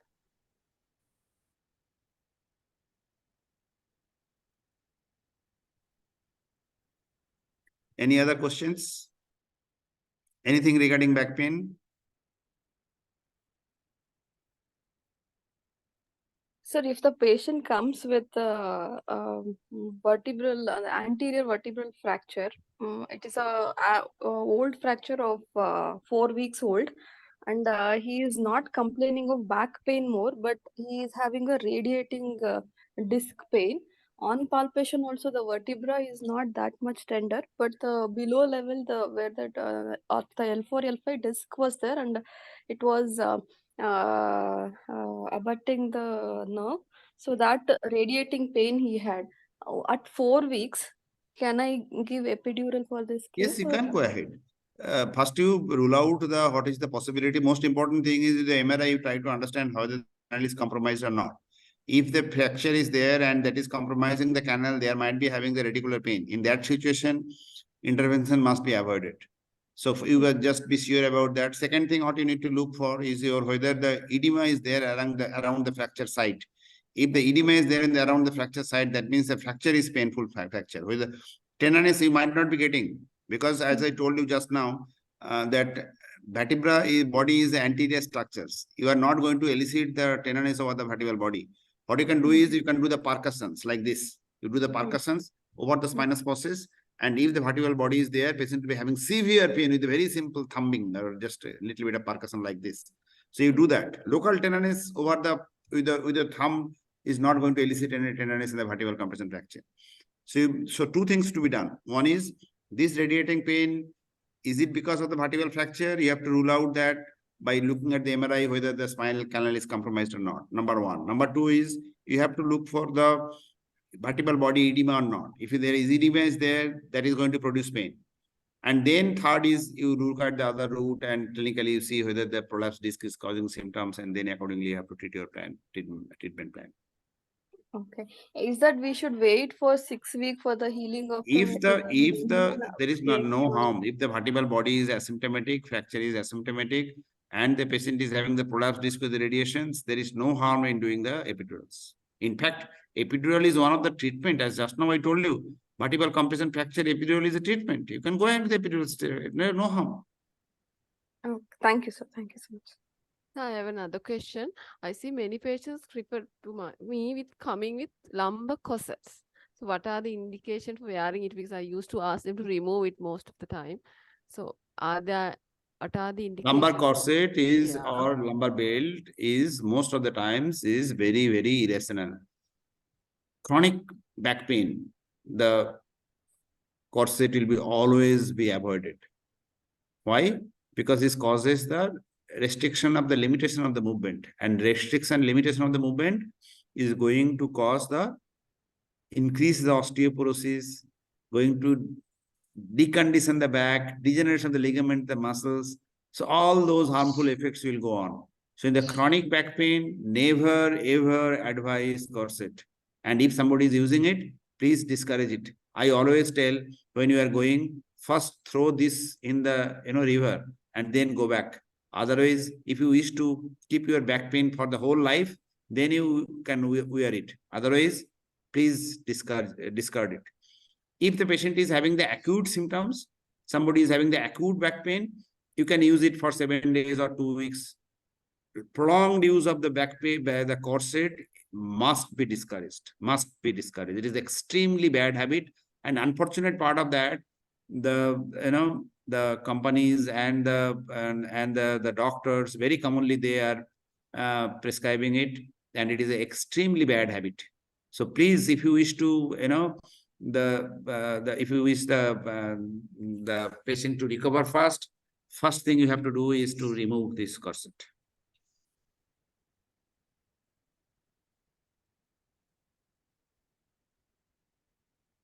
So one question. Yes, I'm waiting. So usually what concentration and what is the volume you use for transforaminal, this thing, combinations? Transforaminal, earlier the recommendation was a low volume, used to 2 to 4 ml transforaminal therapeutically. For the diagnostic purpose, if you're using the selective nerve root block for the diagnostic purpose, your volume should be approximately 1 cc, not more than that, or maximum 2 cc. But if you're using it therapeutically, 2 to 4 cc. But nowadays, some papers are coming, and we are also using a larger volume. Why? Because one of the things is the prolapse disc, there is a chemical inflammation around the nerve root. So inflammatory mediators are there around the nerve root. If you are giving a larger volume, that will be washing out the chemical mediators around from the nerve root, and that can be a very good therapeutic value. Don't give rapidly, give slowly. I normally give around 6 to 8 ml, or sometimes 10 ml also, but it must be given very slowly, not rapidly. Rapidly can cause the further compression of the nerve root, and patient might be having very severe pain. So give slowly. The main purpose is to wash out the drug. And the concentration, many book recommends 1%, but I give 0.5% of lignocaine. The reason is 1% sometimes might be having the profound motor block in some percentage of patient. Though 1% of lignocaine should not cause motor block, but in some percentage of the patient, there might be profound motor block. But 0.5% will be blocking this, sympathetic fibers and sensory fibers. No motor block is possible with the 0.5% lignocaine. So what I do is 0.5%. Even sometimes I give a normal saline to, for the lavage purpose around the nerve root, and then I give a small amount of the local anesthetic and steroid. That also sometimes I do. So thing is, the volume, earlier the small volume around the nerve root, that is being nowadays replaced with the modern idea that you give a larger volume to wash out your chemical mediators around the nerve root. And the steroid amount, it is normally per root, we give around 20 milligram of your depot steroid. Either it can be a triamcinolone, that is the best choice, or even it can be a dipomethyl prednisolone. They are the two drugs what you can give. Okay. So the At triamcinolone each route 6 to 8. Triamcinolone should be given 20 milligram. No, so it should be preservative free. So usually we don't get preservative free triamcinolone. Triamcinolone is never preservative free. Never, no. Triamcinolone is always with preservative. Triamcinolone is always available as deeper preparation. Okay, and it can be safely used, sir. Yes, for the root epidural, you can safely use it. And Medrol also, sir. With preservative we can use, sir. With preservative, we can use it. In the lumbar area, in the all other area, above the L2 area, you should be using the soluble steroid. You have confused with the soluble steroid. Soluble steroid ideally should be preservative free, because soluble steroid preservative free is the best choice, but unfortunately it is not available here in India. But you can use the dexamethasone if you are thinking of giving the soluble steroid. But in the lumbar area, normally we give the deposteroid, and there that deposteroid is never preservative free. All deposteroid have the preservatives. Okay. Sir, if it is a 2-level disc, how can I distribute the I told you just now what happened. That MRI, if it is showing 2 level, 3 level, 4 level, 5 level, you just decide which level is symptomatic and you give in that level. If you still think that both the levels are symptomatic, then you are having the two choice. You give a larger volume, it will be spreading along the adjacent level, or you can go for the 2 injections separately. But I normally don't give 2 injections. I increase the volume, which will be going to the next level. Okay. So if it is bilateral, sir? If it is a bilateral, then you can go either bilateral or you can go interlaminar. But again, I am telling you, these are rare conditions. So if it is bilateral, so 20 mg, 40 mg I should Right, use. 20 milligram on either side. Okay. Thank you, sir. Thank you so much. Sir, at transforaminal 6 to 8 ml you told, na, sir? 6 to 8 ml of total volume. 6 to 8 ml, what are the contents, sir? Like lignocaine 0.5% with? 0.5% lignocaine and 20 milligram of steroid. Okay. And rest of the saline, sir? Rest is normal saline. So can So you 6 to Senamine 8. also, sir? So What? 0.5%. Can use bupivacaine also, sir, or all the lignocaine should only be used, sir? You can use bupivacaine as well. If it is a bupivacaine, then use 0.1%. 0.1%, sir. 0.25% also you can use, but sometimes, as I told, no, sometimes it can cause the motor blockade. And if it is causing motor blockade, patient will be there paralyzed for 3-4 hours, and all the patient party will be coming. What you have done to my patient? Patient cannot walk. He is paralyzed after your injection. So be aware of that. Okay. Sir, how much lignocaine to take, sir? 0.5%? You just with simple mathematics. If you are making the 8 ml volume, and if you wish to have the 0.5%, then how much normal saline, how much? Yes, sir. Should I tell these details? No, sir. It's I okay. think you can do Sir, this mathematical calculation. yes. Sir, 6 to 8 ml, sir, isn't it like earlier, we used to hear 2 to 3 ml at each nerve level? I told like that only, that 2 to 4 ml is still now recommendation. But I told at the next line what I told, that some Lishan papers are coming that larger volume can wash out the inflammatory debris, and that can be having better result. And I told that I personally do inject 6 to 8 ml, but it must be given very slowly. But it is your choice whether to accept the textbook or whether to, the newer studies. Many newer studies are coming, which is telling, but always be cautious that you must be giving very slowly, very slowly. Rapid injection, what can happen? It can increase the CSF pressure. It can increase. This is true for any epidural. Epidural, what is the fate of the epidural? It encircles the dura. It causes the pressure on the dura, and inter-CSF pressure will go high. And interventricular hemorrhage and the retinal hemorrhage is one of the very bad, dreadful complications. So you never ever give any epidural rapidly, whether it is a caudal epidural, whether it is a transforaminal epidural, whether it is interlaminar epidural. Always give epidural very slowly, as slow as possible. And if the patient is complaining any of the discomfort, please stop. Don't forcefully give any injection. Any discomfort, immediately stop. So if we are doing transforaminal and we have already injected the dye, it's very difficult to know. Matlab, if we are suspecting CSF, is it can we see the flow of CSF in the syringe? Sir? Sometimes it is not possible because of some flap. CSF might not be coming. Even if on aspiration, it might not coming. So what is important is you have to give the dye to see what is the dye distribution. If it is going intrathecally, it will be homogeneous spread with some segments, and then you should be thinking that it is a intrathecal. But again, I am telling you another very important secret, that through the foramen, it is very difficult to puncture the dura. Theoretically possible, practically it is difficult. The way we do the way we do it, it is very difficult to go within the dura. Very difficult. You need to have some special skills, special needles to puncture the dura. We have to depend on the dye spread mostly. Yes, you have to depend on the dye spread. Never ever on the free flow of CSF. Even if an aspiration you may not be getting, because the dural flap might be working like a valve. As soon as you are aspirating, it might be blocking it. Okay. So on CSF, we'll get a homogeneous type of spread. Homogeneous spread, right? It will be going upward. It will be going above and below. Homogeneous spread. Epidural spread is always heterogeneous spread, irregular spread. But intrathecal spread will be homogeneous spread. Like a patch, something. Some patchy appearance. Yes, sir. So one more suggestion from your side, sir. Whenever I try to do the Cambian triangle approach, the end point to reach that end point, I'll usually what is the end point for the needle to give in the dye? lateral view, it must be into the just peeping into the foramen. Don't advance it further. So end point depends on the lateral view. It should be just anterior to the superior articular process, just anterior.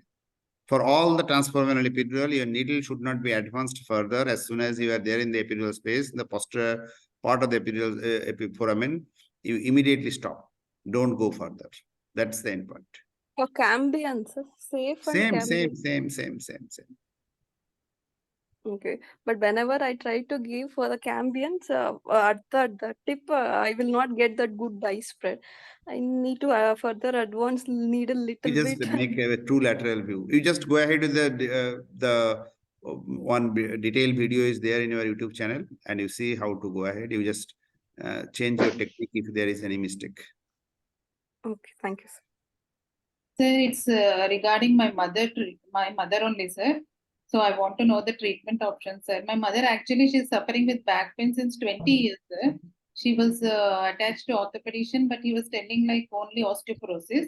But when I asked after all these classes, after joining this pain management, I asked in detail history. She was telling there is no radicular pain, nothing like that, sir. No leg pain, nothing. Only back pain, sir. That too paramedian, right paramedian. She'll feel heavy sensation there, sir. So, and very difficult in getting up from sitting position. Very difficult, sir. So, can you tell me? An MRI was done, sir. MRI is showing no intrathecal indentation, nothing like that. Now, root compression, all those Again, things. you just go to the basic. What are the causes of the paramedian back pain? Predominant paramedian back pain. What are the causes? Facet joint. Facet joint arthropathy. Acid, SI, myofascial. These are the causes. You have to rule out one by one. And if you still cannot rule out, go for the diagnostic block. The same basic principle every time.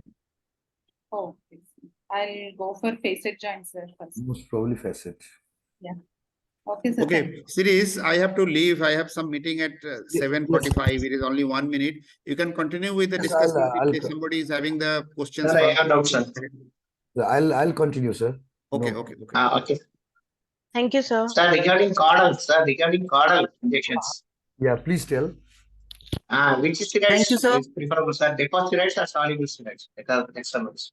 Caudal, we always go for the either triamcinolone or dipomedrol. Only for the neck region, we go for the soluble steroid, Mr. So Jay. even for caudal, you go for depo steroids. Yeah, of course. Only for the neck region, neck and above, we go for the soluble steroid. Below neck, we always go for the triamcinolone or dipomedrol. What's the usual volume with local anesthetic used commonly? Commonly, we use lignocaine, 0.25 to 0.5%. The main reason behind not using bupivacaine is lignocaine, like after giving caudal or transforaminal, some patient can complain of numbness or weakness or Yes, sir. Yes, sir. so if you give bupivacaine, you have to wait for 2.5 hours to further recovery. So, but if you give Okay. lignocaine, recovery is within half an hour to 45 minutes. So that is the main reason why we are giving lignocaine and not bupivacaine. But you can give bupivacaine or ropivacaine of your choice. Okay. Only because of the recovery, short recovery, we are giving lignocaine. Volume on average individuals are 160 centimeters. I couldn't. Volume of Volume is depend what is your level. height, So, height. Yes, so- sir. Yes, sir. Height. So Normal one- height patients 160. No. One segment. So one segment is about 3 ml. So you count the segment where your target is. So that's Yes, how sir. we increase or decrease the volume of the caudal epidural. Okay, sir. Steroid dose 40 milligram or 20 milligram is sufficient? 40 Therefore, milligram steroid. 40 milligram. 40 milligram. Yeah. Okay, sir. Concentration of local, sir?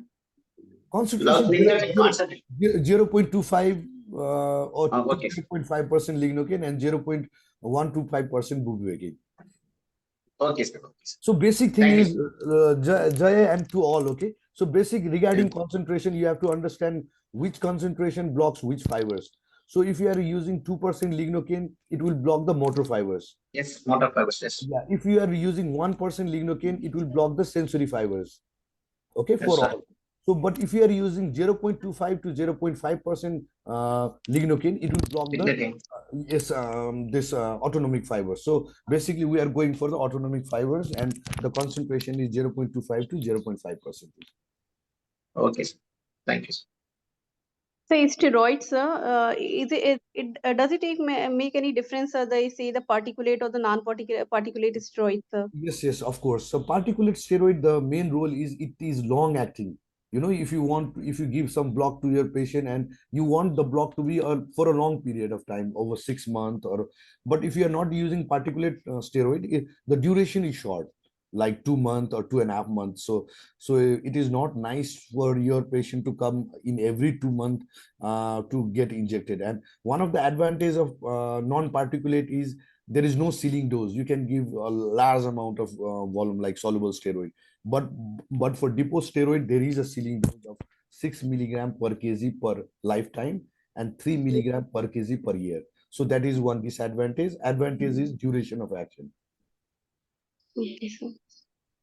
Thank you. But if you are using soluble or non-particulate, then there is no ceiling dose. You can use higher dose of steroid as well, but the duration of action will be shorter. Okay, sir. Okay, thank you, sir. That 3 gram dose for lifetime is for just for No. particulate ones. Yeah, only for particulate ones. 6 milligram per kg per lifetime and 3 milligram per kg for a year. So that is only for the particulate, not for the soluble one. Okay, sir. But like the methylprednisolone. Yeah, methylprednisolone or triamcinolone. Sir, is there any difference between whether we should go with methylprednisolone or triamcinolone? Is there a basic difference or same? Nowadays, the people are more moving towards the triamcinolone, but I usually use both methylprednisolone as well as triamcinolone. But people are going to the triamcinolone. But So that is what I want to know. What is the reason behind being selecting more of triamcinolone these days? moreover, it is though it is a particulate, the particulates are very small. So if you land up in intravascular, maybe it will the result of the extent of problem will be less with triamcinolone. It's more better than methylprednisolone. Yeah. Nowadays, more and more results and studies are mainly based on triamcinolone. Okay, sir. And Shayada, you're talking about your mother, no? And most probably it's a facet joint problem. Okay, you can go for a diagnostic facet joint injection for Shayada's mom. Paramedian back pain, sitting to standing pain. That most probably it is a facet joint pain. And Gautam Das sir always tells that in elderly patient with back pain, especially paramedian back pain while sitting to standing, always consider facet joint problem unless ruled otherwise. Okay, Saida, and for everybody. There must be some facet joint hypertrophy. Yeah, you can see in clinically, it can be very nicely evaluated. There will be pain in extension loading, or extension will also cause pain, and there will be paramedian tenderness. So these are the typical features of facet joint. And always remember, this is for all. So elderly patient with back pain, especially paramedian back pain, always consider facet joint arthropathy unless ruled otherwise. And in similarly in young patients, sir, Young same. patient, it is most probably it is a myofascial or muscular pain. Normally, facet joint pain in younger population is very less unless they have a inflammatory arthropathy like spondyloarthropathy or rheumatoid arthritis. So if they have a history of these things, then go for a facet. Otherwise, most probably it is a myofascial pain like erector spinae or quadratus lumborum or psoas. Most probably these are the muscle that is more effective. Paramedian pain in young patient, but elderly, most probably facet joint degenerative arthropathy. Sir, how do we diagnose a canal stenosis on this MRI report? They have written AP diameter and two diameters they write. Okay, always remember, for all, diagnosis is always based on history. Okay, don't look MRI and try to correlate with the patient. First, try to ask detailed history, do clinical examination, and try to correlate that history and your examination with your image finding, whether it's a X-ray or MRI. Don't go other way around. Don't go to MRI and then try to match it with the patient. So first, ask detailed history, and then examination, and then try to relate that with MRI. And in most of the patient, even with 6 mm diameter of canal stenosis, people might be asymptomatic at all. They can be asymptomatic. So don't try to correlate MRI with the patient, but try to correlate patient with MRI. So patient's history and clinical examination, try to correlate that with MRI. I have seen in my days of fellowship as well as in my clinical practice, people can have a huge disc prolapse with canals diameter only 6 mm canal diameter, but they are walking very nicely and they are not having any problem. So that can be an incidental finding, and don't try to treat that is not symptomatic. Don't try to treat MRI. That is the main bottom line. Yes, sir. Okay, and regarding, okay, if it's a canal diameter is less than, if you are talking about the central canal or a lateral canal? Sir, they move any canal stenosis. Any canal stenosis. Acha. So basically, in central canal stenosis, the patient will have complaint of bilateral symptom. In lateral canal stenosis, patient have a unilateral problem. Okay, so in lateral canal stenosis, we basically don't see the diameter. We see the MRI and see the foraminal narrowing of the foraminal at the level of foraminal level of the MRI. And in the central canal, we try to see the diameter, AP diameter. And as I've told you, people can have a 6 mm of AP diameter and can have a very like asymptomatic life. So don't try to correlate MRI with the patient, but try to correlate patient with MRI. Yes, sir. Excuse me. Yeah, please, Samir. Regarding oral epidural steroid, yeah, up to which level pathology it will be beneficial? It will usually the pathology will be, L4, L5 or L5S1. That will be the maximum beneficial. If you are aiming for L2, 3 or L1, 2, that will be 2. The drug volume will be too high and the dilution of the steroid will be too much. So best will be L4, L5 or L5S1 pathology, not beyond, not L2, 3 or L1, 2. Because if you are aiming for L1, L2 or L2, 3, the total volume of the drug will be too high, and we are not using steroid more than 40 milligram, no, Swami. So there will be too much dilution of the steroid. So our main aim of pain physician is to go to the exact area of problem and inject. So if I was you, and if the pathology is at the L1, L2, I would go for the transforaminal rather than caudal. So I will stick to caudal if the pathology is bilateral at the level of L5S1 or L4, L5. not beyond that. Okay, thank you, sir. Always welcome. So you are Sir, joining if from January, no? Yes, sir. Okay, good. So yeah, please, who was asking question? sir, if we are planning for any facet joint injection, we have to plan at 2 levels for each facet, no, sir? No, no, no. If you are going intra-articular facet, then go inside the facet, only one facet. But if you are Okay. going for the median branch which supplies to the facet, then you have to go at the 2 level, because each facet joint is supplied by the 2 medial branches.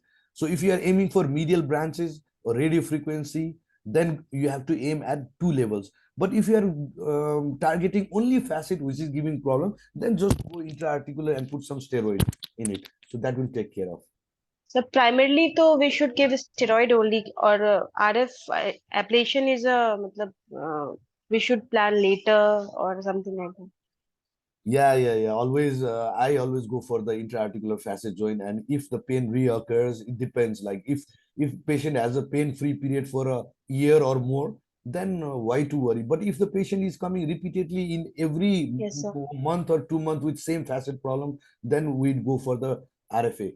But first, I always go for the. I give choice to the patient. Basically, you have to give choice. They want a longer pain relief for 2 years or more, go for the diagnostic facet followed by the radio frequency. But if they said like, let's go for this injection, I'll see how much is the pain relief, and in next visit I'll decide, then always go for the intra-articular Yes, facet sir. joint injection. In my practice, I always go for the intra-articular facet joint injection, mainly because it is cheaper option to the patient. And Yes, though in books it is written that steroid will act for 3 to 6 months, I've seen facet joint injection lasting for more than 2 years, even more than 2 years. thank you, sir. Sir, intra-articular steroids. Yeah, please, Jay. Yes. Yeah. Sir, intra-articular steroids, facet joints. What is the dose, sir? Intra-articular facet. Oh, What is the intra-articular. dose of steroids? Yeah, intra-articular facet joint always dose is always 10 milligram. 10 milligram sufficient. 10 milligram, and the volume Okay, is sir. 0.6 ml. Okay, not 1 ml. Okay, Because sir. if you give larger volume into the facet joint, the capsule will rupture. The total volume of Okay, facet joint is 0.4 to 0.6. Don't Okay, give sir. too much of volume into the facet joint, otherwise it will rupture. Capsule will rupture. So dose of Only steroid plus local, sir, or just yeah, steroid phase itself? total volume is 0.6. Total volume 50.6. Yeah, Okay. Radhima. Total volume is 0.6 to 0.8. And you can infiltrate the capsule. So once you give inside the facet joint 0.6 ml, your needle can come out, and in the capsule outside you can also give infiltration, but not into the facet, not more than 0.6 to 0. Okay. Thank you. Okay. Excuse me, sir. Sir, for median nerve block for any facet joint, the same facet joint and a joint above. Yes, above. So if you are targeting L3-4 facet joint, the median branch, actually you will be blocking L2 and L3. Okay, it is very tricky. Okay, always remember this is for Bindu and all. So if Bindu is going for the radio frequency or nerve ablation of L3-4 facet joint, L3-4 facet joint is supplied by median branch of L2 and L3. Okay, but you are giving block at the level of L3 and L4. This is a favorite MCQ question. The site of blockage is L3 and L4, but actually you are blocking L2 and L3. Do I have to, I'll repeat this again for everybody. Okay, so if your facet joint L3 and L4 is a problematic facet joint, so you will be blocking at the level of L2, L3 and L4, but the nerve you are targeting would be L3 and L2. Okay. Instead, shall we go? Huh? Instead, shall we block at the intra-articular facet at L3, L4 itself? Yeah, instead you can go Intra-articular facet. directly to the facet L3, L4 and give just one facet intra-articular injection. That would be a cheap and best method. Okay. So for SI joint injection, what is the volume and concentration of steroids, sir? Normally, SI joint, we can give 20 mg of steroid, either triamcinolone or methylprednisolone, and the total volume is about 4 to 5 ml. Because it is a big joint, it is like it's like our ear, pinna separate joint. It is a big joint. You can go for 3.5 to 5 ml total, including local steroid and normal saline. Okay, thank you, sir. And the dose of steroid is 20 milligram, 20 to 30 milligram. Sir, what are the treatment options for internal disc disruption, disc degeneration? Treatment option like For symptomatic patients? yeah. Treatment option, I would divide that into conservative management and intervention management. Okay, if you are going for a conservative management, you tell them to do physiotherapy like cat and cow exercise or back school exercise is a very wonderful exercise. And for pain management, you can give duloxetine for chronic pain management. Okay. So initially, I'll always go for the conservative management. I'll refer the patient to physiotherapist to teach them a back school exercise. Tell them to not to sit for a long period of time. Do a cat and cow exercise. Or if your job is to sit and do the job like doctors or like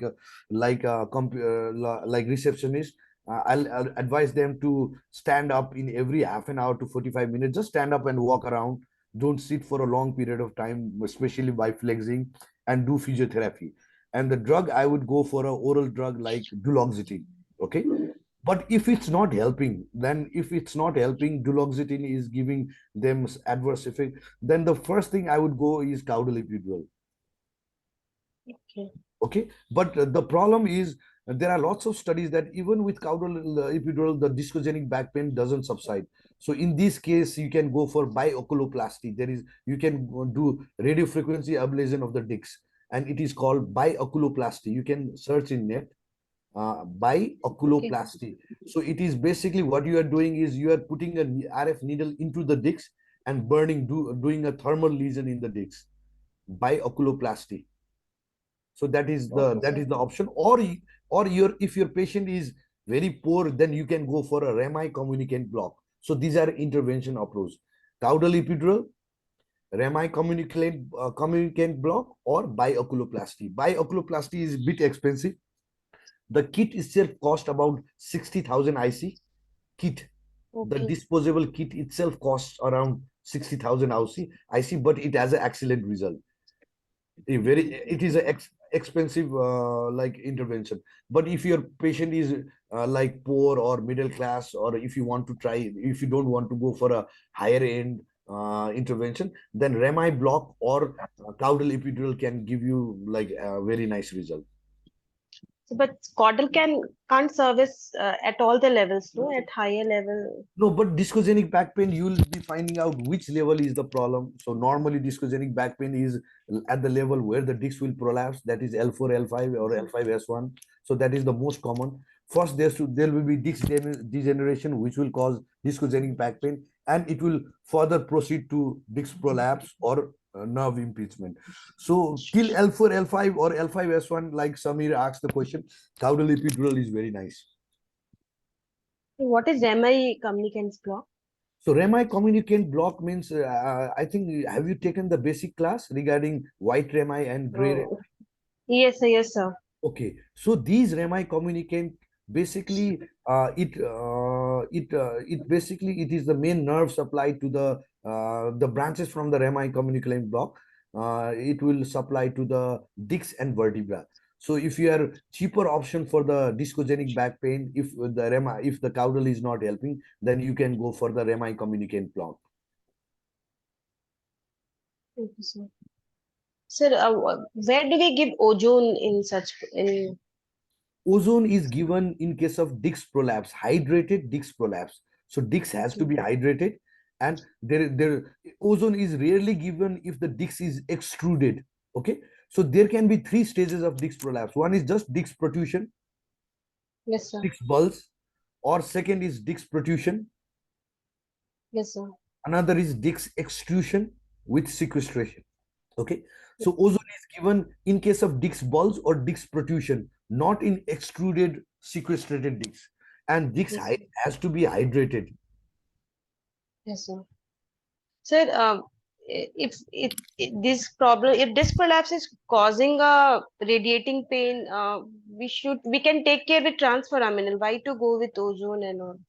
It depends, if your patient is young patient, transforaminal, you know what is the theory? Transforaminal, what it does is, if the disc is coming out and if it impinges the nerve, then the nerve that is impinged will get inflamed, swollen, and transforaminal will take care only in decreasing the inflammation of the nerve which is swollen. It will not take care of the disc to go inside. But the beauty of ozone is, ozone will suck the discs inside the nucleus pulposus. So the main theory is different. So if you want the compression to be relieved, then ozone is the best, because ozone will be shrinking the nucleus pulposus, which will also relieve the compression. But the steroid cannot relieve the compression. Steroid will just, what it will do, it will decrease the inflammation of the nerve which is impinged. Okay, Yes, sir. the mechanism of action is completely different, Suman. Sir, how do we decide whether we should go for the ozone nucleolysis or we should go for other approaches? So I usually first see the disc hydration. If the disc hydration is if the disc is hydrated, okay, Yes, sir. I will always do the both ozone followed by transforaminal. Sir, ozone we give at the nucleus pulposus. Yes, yes. If the disc is not hydrated, or if sometimes the ozone nucleolysis can be a bit difficult in case of L5S1 disc prolapse, because of the iliac crest, we might not be able to go inside the disc. In those cases, I go for transforaminal. Or if there is just a simple small disc prolapse, but the patient is having too much of symptom, then I'll go for transforaminal, or only transforaminal. But in majority of cases, I give both ozone followed by transforaminal epidural. Sir, If the disc is ozone, hydrated. yes, sir. Yes, sir. Sir, sir, when we are giving ozone, there there might be chances of discitis. Yes, yes, of course. There you have to take lots of precaution. You have to give pre-operative, pre-procedure antibiotics as in your institute, and there is a special way of giving. We put the needle through another needle. So what we do is we put the IV cannula, like 18 gauge IV cannula, okay, Yes, and sir. we remove the Yes, sir. stellate, and through the Yes. sheet of IV cannula we just put the main 15 centimeter needle. So we do not put the needle through the skin and into the disc, because that might cause contamination of the skin bacteria directly into the disc. What we do is, first we put the IV cannula, okay, 16 Yes, sir. gauge IV cannula, okay, then we remove the stellate, and through the sheet of IV cannula, we Yes, sir. insert the 150 millimeter and of the 22 gauge needle, and that is one you should not touch the tip of the needle. You have to give preoperative antibiotics before going ozone nucleolysis, Yes, sir. and it should be done in all aseptic precaution. Any procedure like transforaminal or anything should be done in all aseptic precaution. So spinal needle is not required for such these procedures. 22 gauge Yes, spinal. spinal needle, we use spinal needle, but the length is bit more. We use about 150 millimeter 22 gauge spinal needle. Yes, sir. So cannula is it sufficient length to reach the disc? No, cannula is just to bypass the skin and subcutaneous tissue. Okay. Just to prevent touching of the main needle into the skin. Okay, so that is the Yes, only sir. use of cannula. And we are not putting cannula into the disc. We are just bypassing the entry of the needle through the cannula. Okay, once you open an IV cannula, what do? You remove the stellate and you put the plastic Yes, sir. sheet inside. Yes. No, here the main aim of using IV cannula is just bypassing the skin and subcutaneous tissue. So we are not touching the skin, and our main needle, which is going inside Yes, the sir. disc, is not touching the skin or subcutaneous tissue. That is the only aim. We pass the Sir, spinal needle through the cannula. Yes, yes, yes, yes. So any precaution taken at the collection of ozone insert there? Extra Yes, yes, precaution? there is ozone filter is available, commercially available. You can search in net. Okay, ozone, this bacterial and virus resistant. This one barrier is there. We have to use that also, because what we are doing is we are generating ozone from the medical this oxygen. Okay, so there can be contamination. So what we are doing is we are basically using a barrier. You can see in net also. I'll also share in the this one. We are using this one 22 or 26 this ozone filter is available in the market, so we are using those filters. They are reusable or once? Normally once it is disposable. We are not, it is not reusable. We basically we discard after every case. It is Sir, ozone, yes. it is available in Amazon also.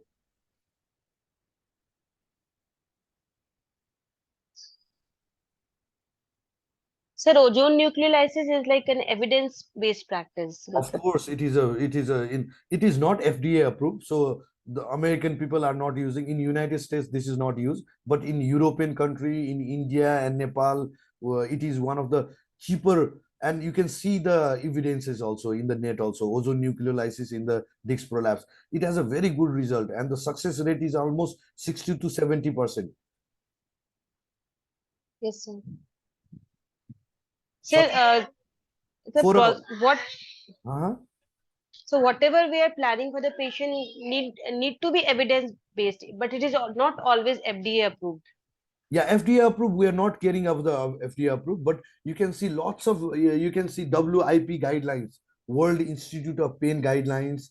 In those literature, ozone nucleolysis is beautifully written. So it's not FDA approved, but US FDA approved, but it is approved by the European Society of Pain Management. So there are lots of societies: Canadian, European, American, Indian, but it has to be approved by any of the society. For you to defend yourself in a court, or for you to show the papers to the patient, it has to be approved by any of the society, like recognized society, like European or Indian or Canadian. Yes, sir. Need not be only FDA approved. It is not FDA approved, but it is very commonly practiced in European countries. Sir, whatever we are doing PRP for knee, it is also not FDA approved, but still. But there is evidence-based Indian Journal of Evidence-based. yeah. Yes, sir. If you go for the European guidelines, there is there. So not Yes, sir. we just don't see only US FDA approved.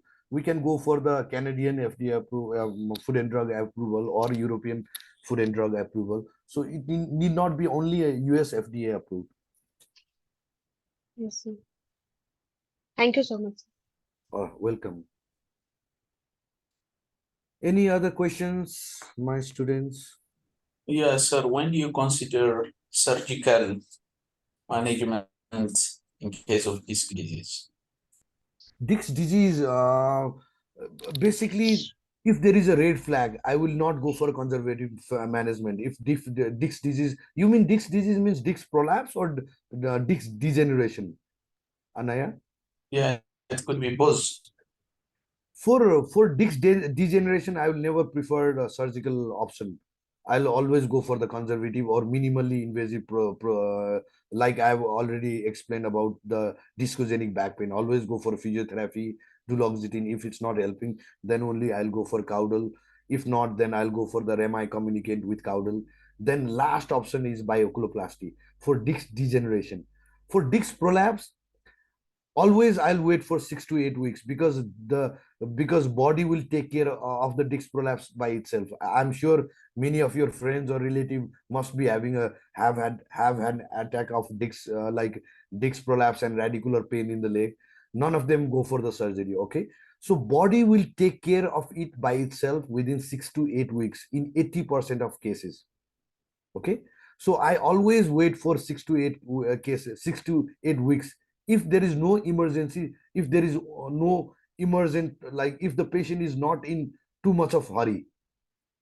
Okay, so only incidents I will not wait is if the pain is too extreme and patient is not, like patient is having excruciating pain score is 9/10 or 10 out of 10. Only in those cases I will not wait. I will not wait for transforaminal.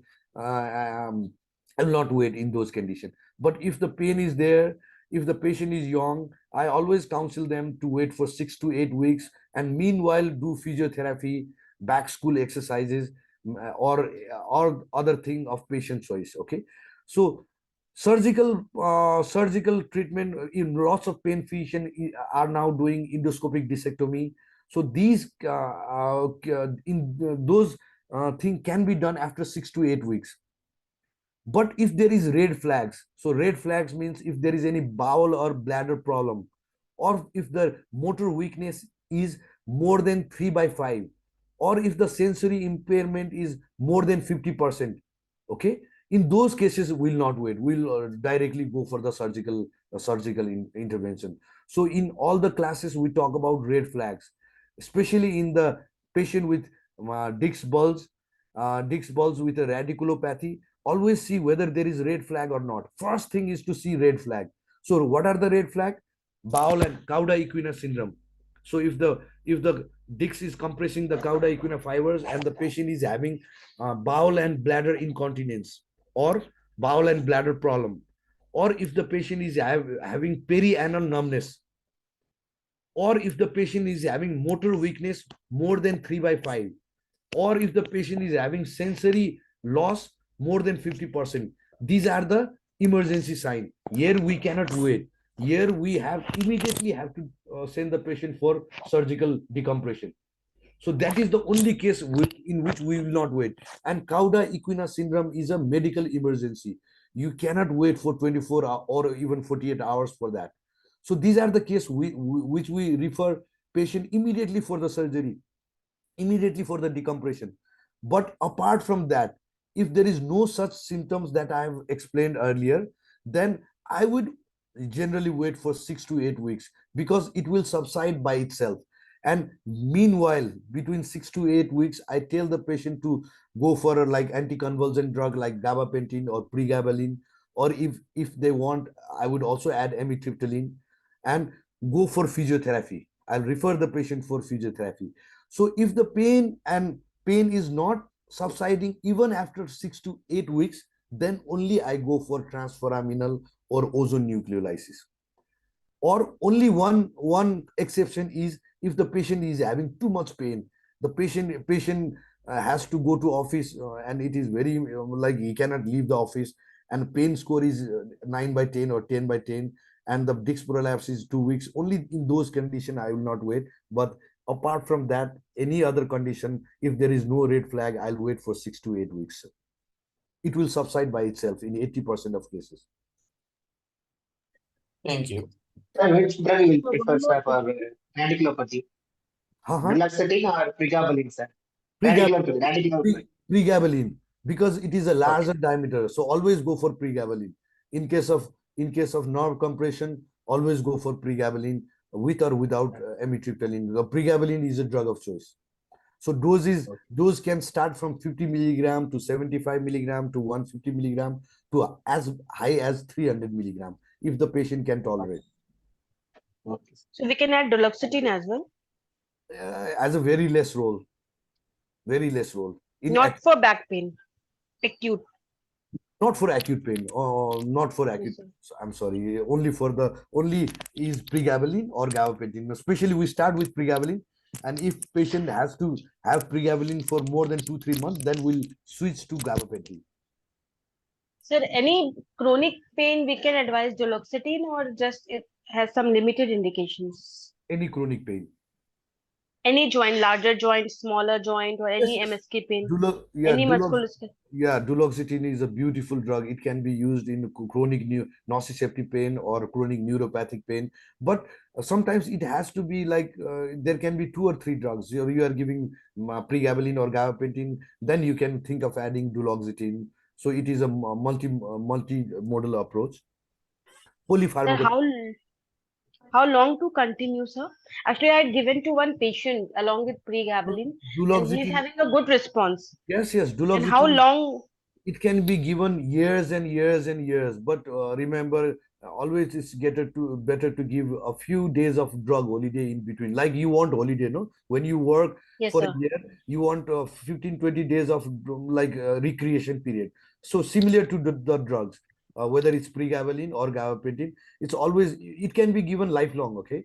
But it is always advised like after a year or two, just give a 15 days to 1 month of drug holiday and again continue the drug. So that would be better. Like you would like holiday. If you work a year, you like holiday for a week or two. So that is same too with the duloxetine, especially with duloxetine. Sir, if patient is pain-free for a longer time and showing a good response, even then we should give pregabalin, duloxetine, or we can stop them. You can give a drug holiday and see whether you can withdraw the drug slowly and see whether it is responsive or not. And if it's not responsive, most of the time what happens is drug is taking care of pain. Yes, sir. Like if you are hypertensive and if you are taking antihypertensive, your blood pressure will be normal as long as you take antihypertensive drug. Okay, so what you do is you remove the drug and see whether really the pain is coming down or not. If the pain is really coming down, then it's well and good, you don't give the drug. If if it comes back again, then again after a few days of drug holiday you can continue the drug. Sir, what is your experience with the, like, if we have given some intervention like transforaminal or caudal, and after that we have given some drug like pregabalin, duloxetine, then and patient is showing a good response because of the transforaminal or caudal. Stop the drug. That is the main aim. Our main aim for intervention is to decrease the dose of oral drug or stop the drug. So what I usually do is after giving transforaminal, I usually go for 2 weeks of pregabalin and stop pregabalin. Okay, sir. Complete stop, sir. Yeah, complete stop. Why to give unnecessary like exposure of drug to the patient? Unnecessary. So after giving transforaminal and caudal, you just stop the drug.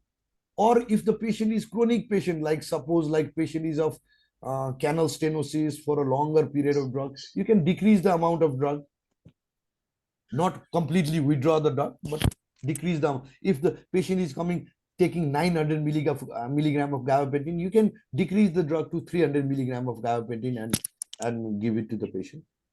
Okay, sir. Okay, sir. Okay. Okay. Any other question? So one more question regarding piriformis syndrome. For that, what are the options available as injectable, sir? So I'll be next in next class in clinical pearls. There will be a case presentation regarding piriformis syndrome. So shall we discuss there, or I can tell you now? So regarding what was the question? Your intervention.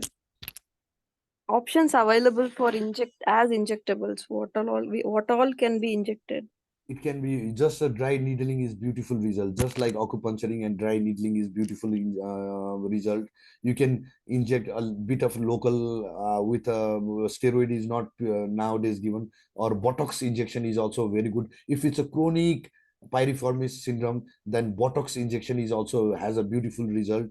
And I usually go for only trigger point injection, just puncture the trigger point multiple times and it will take care of the problem. Adding lignocaine with or without, you can add a small amount of lignocaine. People also give intramuscular steroid along with lignocaine, which we don't practice. But botox has a very good role. If it is a recurrent piriformis syndrome, then botox injection in the botulinum toxin injection in the piriformis has How also. much is the dose, sir? Botox? Normally, the unit is 4 unit, 5 milli-unit. Normally, you give about 50 to 100 units. How much unit to inject, sir, into the muscle? 50 to 100 units. Okay, the single Not, muscles. not at the single, just in multiple areas, like Point. along the bulk of the piriformis. Okay, at each side, 5 to 10. Yeah, 5 to 10 units at each injection site. Okay, Sir, thank one you. more question, sir. Yes. Sir, one more question. Sir, dose of duloxetine in the case of joint pain, sir. Always go for a low dose, like duloxetine 10 is, milligrams. duloxetine is actually is an antidepressant and anxiolytic. Normally the psychiatric people use 60 milligram and more, 100 milligram or more, but for pain physician the dose is 20 to 60 milligram. Once, sir? 20 Once daily. 20 to 60 milligram, either OD or 2 times a day. Okay, sir. Okay, If sir. the Thank you, patient sir. has to take, if the patient has to take 60 milligram, then usually given 30 milligram in the morning and night. If the patient majority of patient will be satisfied with 20 to 40 milligram. Very rarely we have to go to 60 milligram. So I usually give 20 milligram BD. Okay, sir. Okay, sir. Thank you, sir. Low dose. Okay, sir. Thank you.